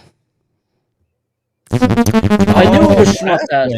It's Blast Wind. Blast Wind. Wow. Blast okay. Wind. I knew it sounded shmup-esque. It sounded shmup. I knew it was like it had to be virtual on or like shmup. really underrated soundtrack then because like that's not one that I think most people think of when they think of shmups on the Saturn. But Blast Wind is actually really, really awesome. It's a great soundtrack. And it's technically Sega now, I believe. Because it's Technosoft, so it's technically Sega. Right. So that's come into the fold. Yeah. So they can definitely got to check it. out that soundtrack. That's awesome. They did though. Didn't they do that with the Cotton tribute? No, that was Guardian Force. That was Guardian Force. Yeah. Who knows? Maybe they will. Okay. S tribute now. Awesome. Okay. Sorry. Yeah. Yeah. Struck so, out. There. No points here. 2 rounds left. We need 2 points. Let's see. Question 9 is the last question. All right. Okay. I could just ask how you can unlock or what car you can unlock in Sega Rally Championship for the Saturn, but I thought that would be a very easy question. So the question reads, there's an unlockable Lancia Stratos HF in Sega Rally Championship, right? Mm-hmm. Yes. This wasn't the first time it was playable in a Sega game. What was its first Sega game appearance? Interesting. Lancia Stratos. Yes. The Lancia Stratos. Lancia. What about let's see. the one game that had that Sonic in it? Remember the first appearance of Sonic Radmobile? as a Saturn game? Oh, you're talking about Radmobile? Radmobile, yeah. Yeah, that Would it have been? That's the only But thing I can that's think of like, that might have it. hmm I remember Nick did. Well, I think Nick did mention that in the documentary for the Stratos. oh, did he mention that? I think he mentioned that it was playable before, or they wanted to get it in Yeah. before. I can't remember though. But like, the only thing I can think is that the one first appearance of Sonic. It might be the car you're driving Is in that this? one. But this is. But you said this could be any Sega game, right? It's not It's just a related Sega. to Saturn. Yeah. Okay. So probably Sega game. think back a few years. Okay. Yeah, I think it would be maybe pre-Radmobile, and it might even be I'm like trying to think Sega two- games that have erasers. The only thing I can think of is like yeah. is that one is a. I mean, it's definitely not the Ferrari from the other one. Definitely From not that Outrun? one. Yeah, definitely not that one Ferrari. You know what? Let's It's go with not. Outrun. You go with Did Outrun? unlockable in Outrun? I don't know. I don't know the answer to this. I'm going to say that straight up. I'd be Yeah. guessing anything I say. So, and I think Radmobile. I mean, that's definitely the first appearance of Sonic. Mhm. But But I don't know if it's the on the Saturn, Stratos on the though. Saturn, But it was the Yeah. first unlock. You can unlock it though, right? Is the thing you could in the Saturn unlock it. in this on the Sega game? Or Yeah. does it I'm just thinking appear in of the So game? it's what playable. Sega It's games were playable. It raced was playable in another game before Sega Rally. playable in another game before Sega Rally, and it was Yeah. a Sega game, Another And I another mean- Sega game. Yes. another Sega game. And how many Sega racers are there out there? I mean, it wasn't in Daytona. I would know about it. Not Daytona would be. It wasn't in any. It wasn't in any other. It wasn't in any other Saturn games that I know of. So I'm thinking about like Genesis, or I'm thinking like arcade, and I'm just thinking. My mind is going to Could like be something on Outrun. Master System that's like obscure. Yeah, but even now, Master be. System has Outrun. I don't know. What do you want to guess, Pat? My guess The is only thing Outrun. I think it was probably Outrun, but I think it's Ferrari. But I don't know if you can. If there's different cars you could play in Outrun, because I never like completed that game. I'm just saying like this is an unlockable. We're talking, so it's like yeah, the Oh, no, Outrun it's not unlockable. Ferrari. Just say playable. Oh, did you say playable or I said unlockable? playable. Yeah, You he said it's playable. So in it's the game, unlockable in Oh. Sega Rally. but it's I playable said in I another see. It game. I could was be thinking- okay. unlockable. It could just Okay. like be a But main. it could just main be car. playable. Yeah, the fact is I don't know the answer. and This and the is Sega hard. guys are probably screaming at the screen now. They're like, Dave, come on. Sega card. I don't know. Think Maybe about the- what's that they're other big Sega big Racer Sega game? Rally fans, so maybe they do know this bit of trivia. I didn't know this before. What's Sega Touring Yeah, Car? no, I'm This. What about Sega Touring no, Car? Sega Dave? Touring, but that was 96. That was after Sega Rally. After, it's before that, right? Yeah. Yeah. Yeah. He said go back a couple years. Probably Kinda gave us yeah, that would be extra a information. good idea. I Go think back at yes. That's why I was thinking Because I Outrun, said this wasn't the first time it was playable in a Sega game. So if it wasn't In the a Sega first game. time, probably Right. before. How many? right? Did How many Virtua Racer Sega have different games? cars? Did Virtua Racer have different cars, or was it just the? Oh, Oh wait, would Virtua Racer? That could be it because I remember Nick mentioned there's yeah, some but cars I- you can unlock. but I don't know of a Stratus being in Virtua Racer. That's the thing. I know of no. That's the only thing I'm thinking is maybe Virtua Racer you can unlock the Stratos, but there's like different. That's the only one I could think of that would be a racer a couple years back. Because I know it's Ferrari and Outrun. And you're talking And about the- the arcade version, obviously. You're talking about the arcade version of Virtua Racer. Yeah, or the other one. Um, 'Cause I think there's unlockable cars in the one that they made for the Saturn. Like you Well, there play are, but different not a cars. Stratus. There are, but not a Stratus. I know that. Not Stratos. So, Okay, yeah. yeah, So I Yeah. need an answer, So- guys. yeah. I'm gonna go with. I'm gonna say Outrun. Yeah, I'll go Outrun too. Outrun 2. Outrun. Outrun. Just Yeah, kidding. exactly. Second I one, yeah, thought that's of, my I answer, yeah. thought of Definitely saying not that, but it would be too confusing. Okay. Nope. Rip. Nope. Okay. Nope. What was it? It was Safari Race Oh. for the I knew it was- it had to be SG-1000. something like that. Safari Race for Safari the Race for the SG-1000. That's a Wow. deep cut. That's a deep cut. I Look knew at it was this something like game. that, where it's like something on probably the Master System or something like that. Yeah. Because I said like, oh, The maybe like Master System SG-1000. Sega, something that I would Yeah. not Mhm. think of. That's So- cool. Safari Race. You know what? Nick probably knew that though. He probably did because he did an amazing video about like the whole Safari Race and everything like that. You know, so Mm. I'm sure that that's something that he came across. But So he's this is not it. here. This is it. This is it. That's Look it. at that. What amazing for the Incredible. time, I think. Yeah, like all these animals running around and stuff. That's amazing. Okay, so that leads How does that us compare to like the Specky? I don't know. yeah, it's Right? it's this is much better. Yeah, Yeah. that leads us to our final question, which is another back of the box. Okay, Are there points? So, we need 2 points. You guys need 2 points. Okay. Okay. All Okay. right. We got 8. Okay. So this is it.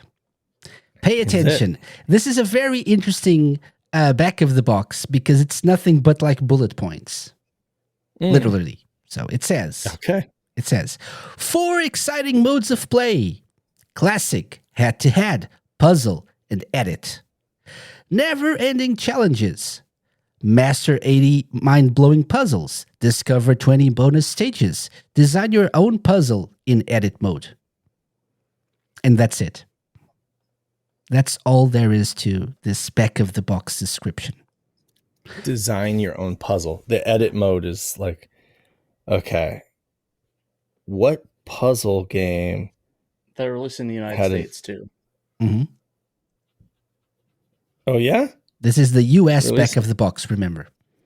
US. Oh right, US back of the box puzzle game that had an edit mode. I mean, when I think about puzzle games on Saturn, I think of like Baku Baku Animal. That's the one. That's the one.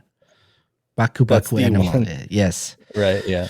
But I'm not familiar with an edit mode and why that would even matter. Let me give you a little hint here, because I think I found this interesting.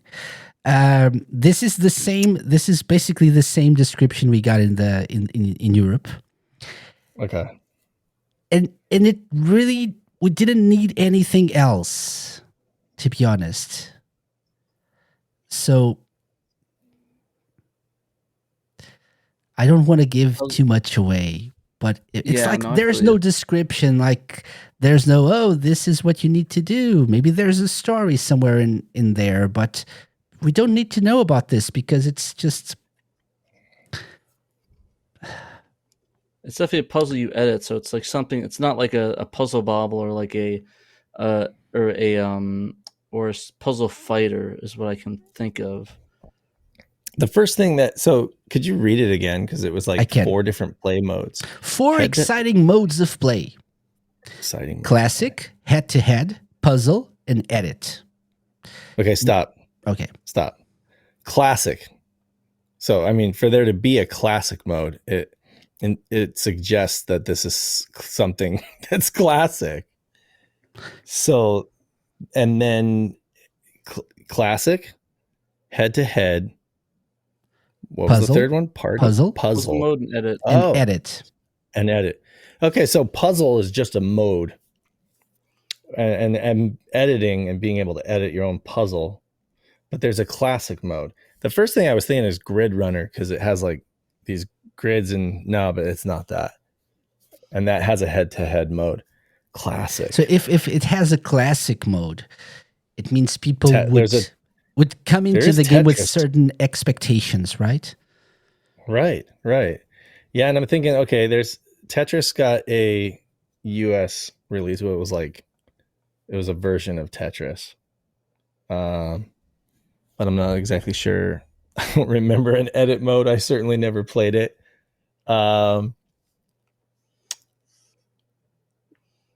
Puzzle Fighter 2 Turbo has head to head, but that's not, I don't know that would have a classic mode. There's no like a puzzle mode for that.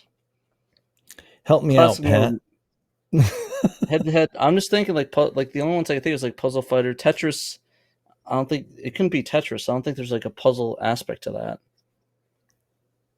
Well, I mean, it is a puzzle game technically, but It is, but it's not like a puzzle you can solve consistently. no, yeah, Like, you're right. You're right. I'm trying to think of a classic So puzzle. I'm gonna help you out here. Let's organize our ideas here. So think about everything you just said up until now, and remember what I told you before. So it wouldn't need like a big description of what the game is. They would just like use bullet points to say, "Oh, there's this, and that, and that's it," because everything else people would know. Oh. There's a classic mode, so that means that people are familiar with this. The classic game. Yeah. Okay, and so what would fall into that category out of everything that you said so far? The only thing I think would to be something that everyone played, like Tetris. That's the only thing I can think of, but I don't know what you would edit in Tetris. Is the thing. Don't overthink Right. it. I'm not trying to overthink it. Well, so there, you've got like Tempest, right? That was on there, Tempest 2000, but that's okay. Games where you can go head to head. Mhm. That's Tetris. There's one of those. Could you go head to head or design? Like when they say puzzle or edit, we're really just talking about like the setup, because it could be like Puzzle Bobble if it's just talking about like the setup of how you start, you know. It could be but bust a move. That's not. That's a good point because you can actually edit bust a move. So can you? it could be you can go ahead and bust a move. I think there's a way you can probably start. Head. I know there's certain games that you could go ahead bust a move. So it could be bust a move again, and that's bust a move is a pretty popular game. Or it could be Tetris. It's like that's between the only one that's static though you could edit would be bust a move because you have the different puzzle versions of it you can edit. There's a puzzle where you like solve out of it and you go head to head and fight somebody and bust a move. I can't see all of my games from here. And what's really frustrating is I feel like this is going to be so obvious once you say it. Yeah. Like I said, my guess is bust a move again. That's the only one I can think of. I think that's the only bust a move on the Saturn, right, Dave? Well, there's Bust a Move 2 and there's Bust a Move 3, and they both got US releases. If I had to guess, probably Bust a Move 3. So, out of all of the answers the possible answers that you're thinking of, which one would you would look at the box and, okay, I don't need anything else other than like a bullet point list of the game modes? Because there's literally nothing else. It's everything that I read is bullet point list of the game the modes. description of the box. Or honestly, of the box. I kind of almost want to go with Tetris Attack. I think that's what it is. It's Tetris. I mean, I think that's what that's called. It's Tetris Attack, if I remember. And you got this little guy who like walks on the pieces and gets smashed. I mean, because Tetris is like, what's more ubiquitous than Tetris, right? Yeah, I think it probably is a Tetris thing, and we're getting tripped up on it. So probably Tetris Attack is the one. If you're feeling Bust a Move 3, what do you think? Bust a Move 3 or Tetris Attack? I think Tetris Attack would be more bullet points that would be recognizable. Bust a Move is famous, but I think that people would recognize Tetris more than Bust a Move. Could you go head to head though? I can't even remember if you could. And we know you can go head. But what's classic mode? That's the other thing. It's like, what's classic mode? It's a puzzle game, okay. So it's like we don't know. Tetris Attack, I guess. Yeah, we'll go Tetris Attack. Yeah. Final answer. I got it because we can't keep you waiting. Let me save you some time and say yes. That's your final answer. Yes, yes, it's your final answer. Yes, it's actually called Tetris Plus. But Tetris I Plus. understand. I understand. It is. This is puzzle mode, by the way. You have to get the guy to the goal, like the little explorer or whatever he is, by clearing lines, right? And so I've never played this one before. Ever closer to his death, to his demise, and you have to clear lines and help him get to the goal. So what's the edit mode then? I have no idea. I can try to find it. I can try to find it. I own a long box copy of this, and I've never played beyond like classic mode. Classic mode So is probably just endless mode, right? You're just clearing lines Yeah, until you're just clearing until lines. you lose, Yeah. right? Head to head versus mode, edit mode. Oh wait, there's Play your game. Oh, you just creating your own puzzles where the little guy That's how is you up find there. Yeah. Yeah, that's it. We dodged a bullet there, Pat. So very good. Very. I was close. trying to Yeah, I was help. close. I usually don't You were help trying to this much. I'm going to be honest with you. It still doesn't sound like Tetris. But it doesn't it need just to sounds- because that's what It I was doesn't need to. when Yeah. I was looking at this. I thought this is very very very simplistic. Even this is very bare bones.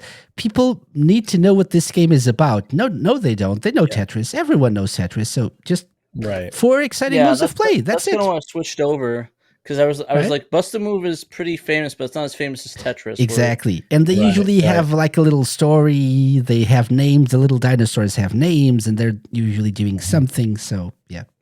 But anyway, I just played the most 10 recent, points. the arcade Well versions done. Of it, so.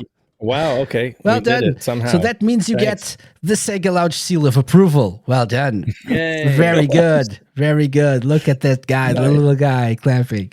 I like it. We got the seal of approval. The Well done. seal. The seal of approval. I need to get a hat with that Very on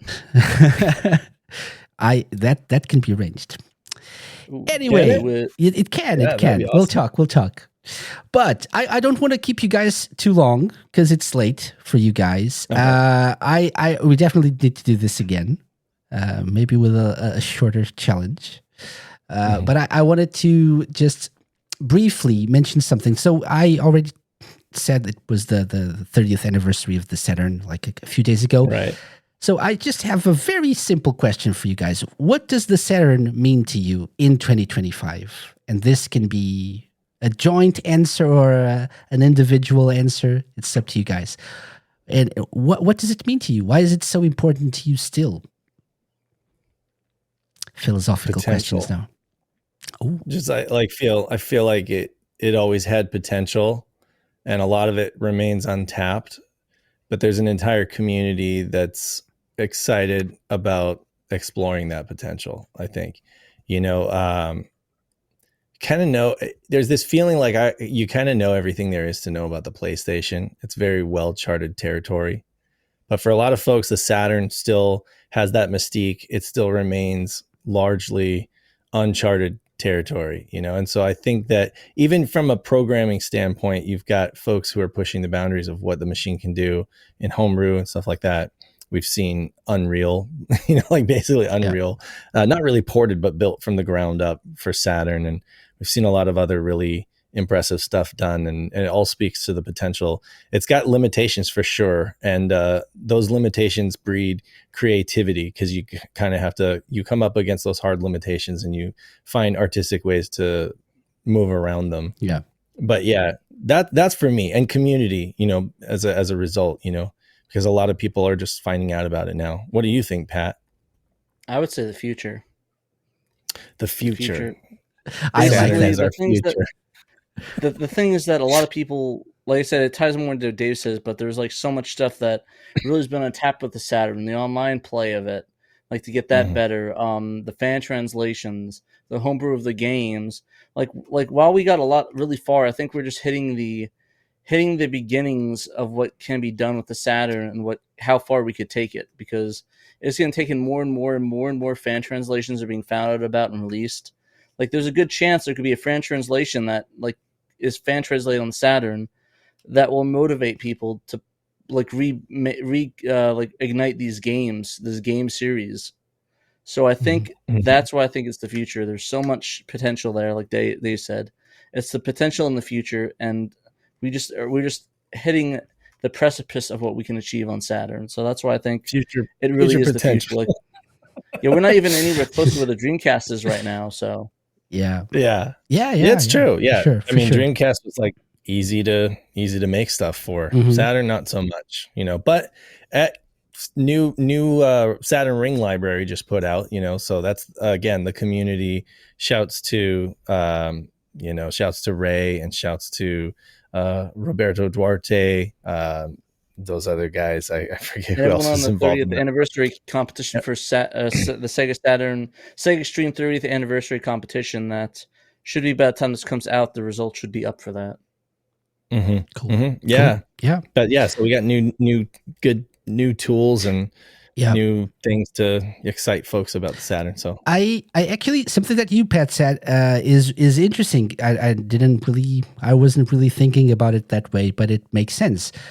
If more people get to know games that we never got here through English translations, patches, whatever, that might ignite like a whole level of different support for the games, and maybe even companies can see that and bring those games over in like a remastered way or whatever it is, or port them to current gen systems. So it's even in the interest of companies that communities like these exist, right? So absolutely. Exactly. If it was communities like these, would have never gotten. Probably that's these Sega Tribute Collection stuff like that. We probably would have never gotten, a push for Cotton, because like before we started, Cotton was like kind of dead. Like yeah, it really nothing. And now it's like Right. a thriving series again. Like there's new games coming around the corner. There's all the games are now playable on a modern system now. yeah, Like you could pretty much play all of them from 1 till like Rainbow Cotton to Panorama Cotton.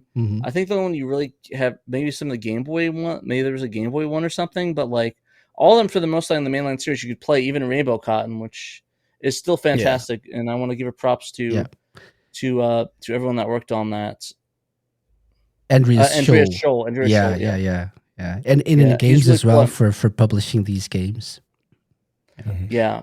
Yes, and thank you, Andreas. I love Andreas. He's a really cool dude. We did an interview with him a while back for SHIRO when we were at Gamescom. So thank you, Andreas Scholl, for that, and thank you for making Rainbow Cotton a reality. Yeah, he came on the show as well, I think last year, a couple of years ago. And his company is Kritzelkratz Treitausend or something like that. It's probably. It's I think it's how you pronounce it in German. I'm always angry when I speak German. Yeah. I don't know why, but yeah. Kannst du Deutsch sprechen? Ich habe gelernt. Yeah. I can speak Portuguese if you want to, but no, I have no idea what you're saying. Have you had I should have learned Have Portuguese. My Portuguese side of my family is very upset with me. I didn't learn it. But Sorry, you were had Bo saying Bales on? I haven't. From the Green Hill Zone podcast. Yeah, because he's been doing a lot of cool reverse engineering and hacking. Yeah, that's true. Too. I have it on my list of potential guests. Yeah. He'll be a great one to get on for sure. Yeah, like unlocking a lot of cool stuff, like cheats and stuff from Saturn games. Oh yeah, and I mean potentially new mode, like play modes, like co-op mode in Burning Rangers, never released. Just maybe wasn't ready for prime time, but it's there. You can play with 2 people on screen, so it's crazy.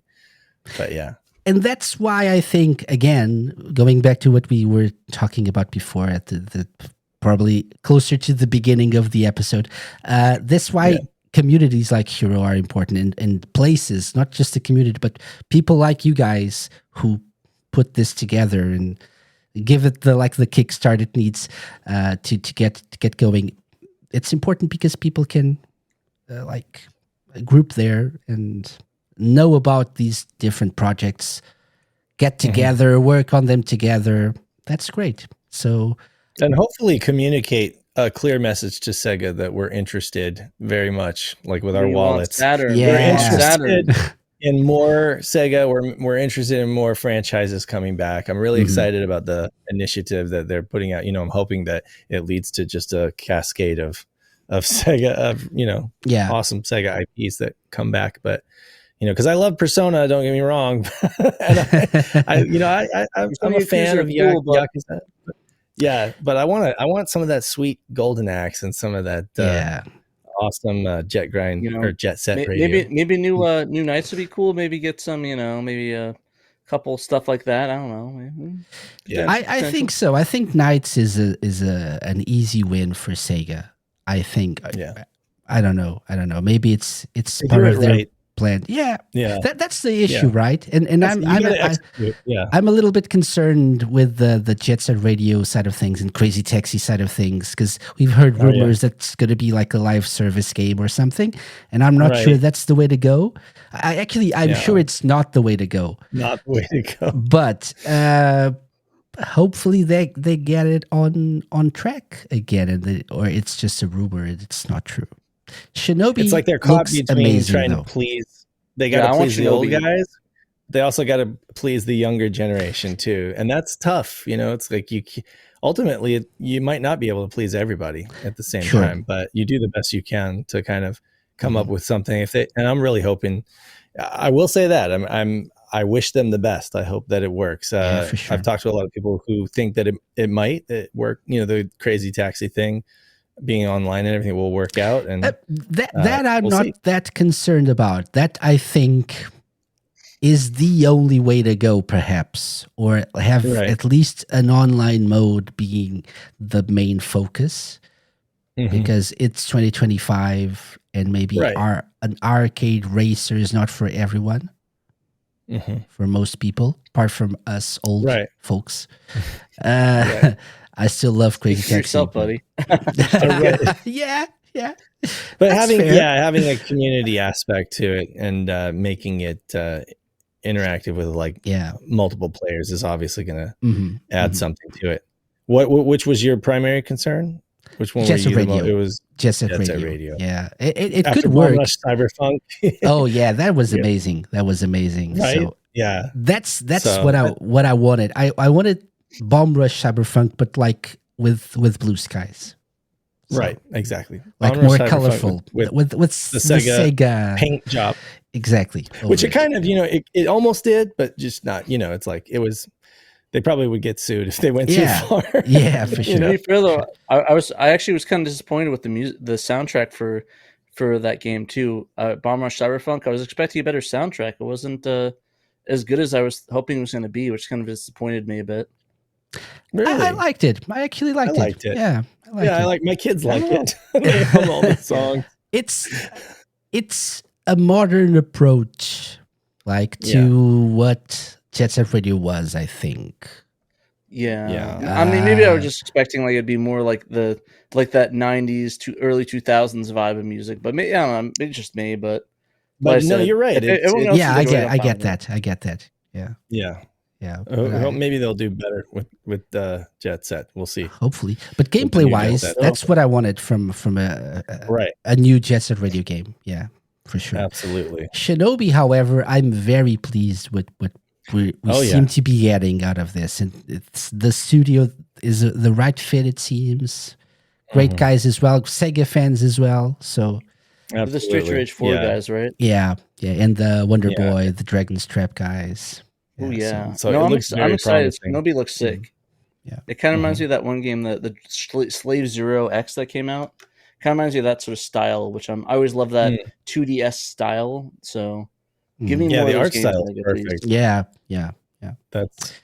Yeah. That's all I can ask is that they just channel the original. Mhm. It's got to be modern, obviously, but you got to channel that vibe, that feeling, and it seems to be going in the right direction. Yeah, for sure. Okay, guys. So, not wanting to keep you too longer here.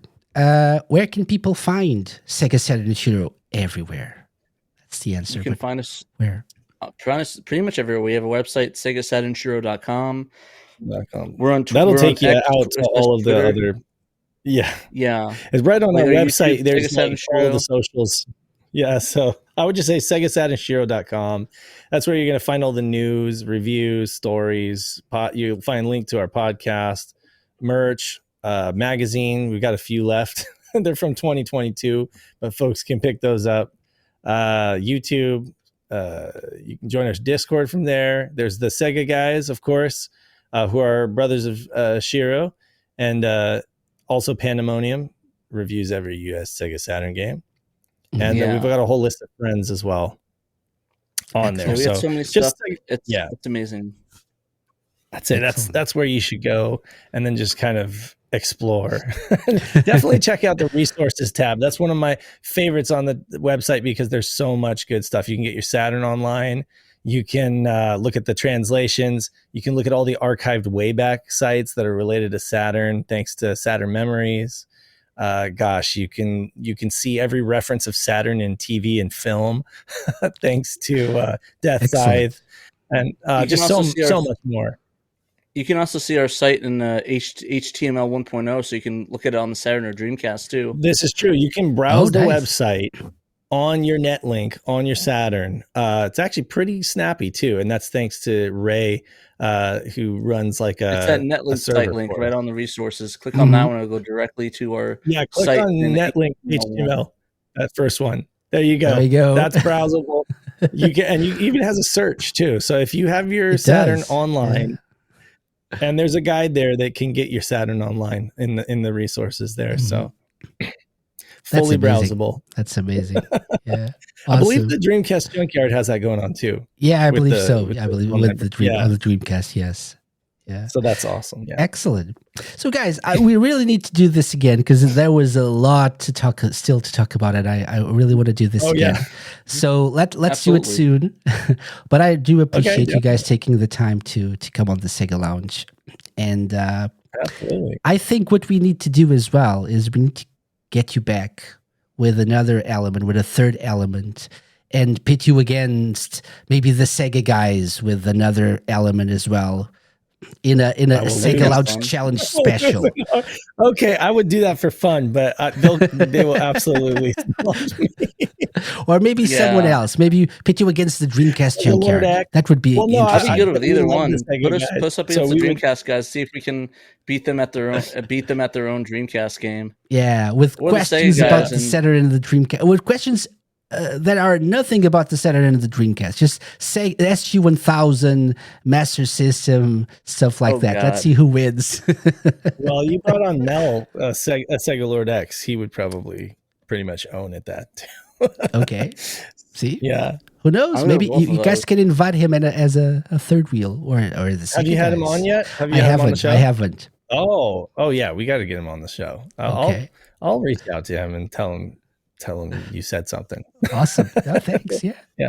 Excellent. So guys, thank you again for coming. It's been a pleasure. All the best for SEGA Saturn SHIRO. And let's keep in touch, right? And let's do this more often because you guys were great guests. Really appreciate you guys. Absolutely. Yeah, thanks. That was a fun game. SHIRO. Yes. SEGA Saturn SHIRO. And for everyone watching, cutting your legs off. Yes, and for everyone watching / listening, thank you very much for joining us for another episode of the SEGA Lounge. I almost forgot to say goodbye. That's how professional I am after doing this for how many years now. But thank you very much for watching. Go check out the guys over at SEGASaturnShiro.com. And we'll be back next week with, actually, if all goes well, with one of those like special challenge episodes, pitting two SEGA communities against each other. Because as I said before, I prefer violence. So until then, have a great week. The answer in the house of SEGA Saturn. And you must play SEGA Saturn. You must. You must.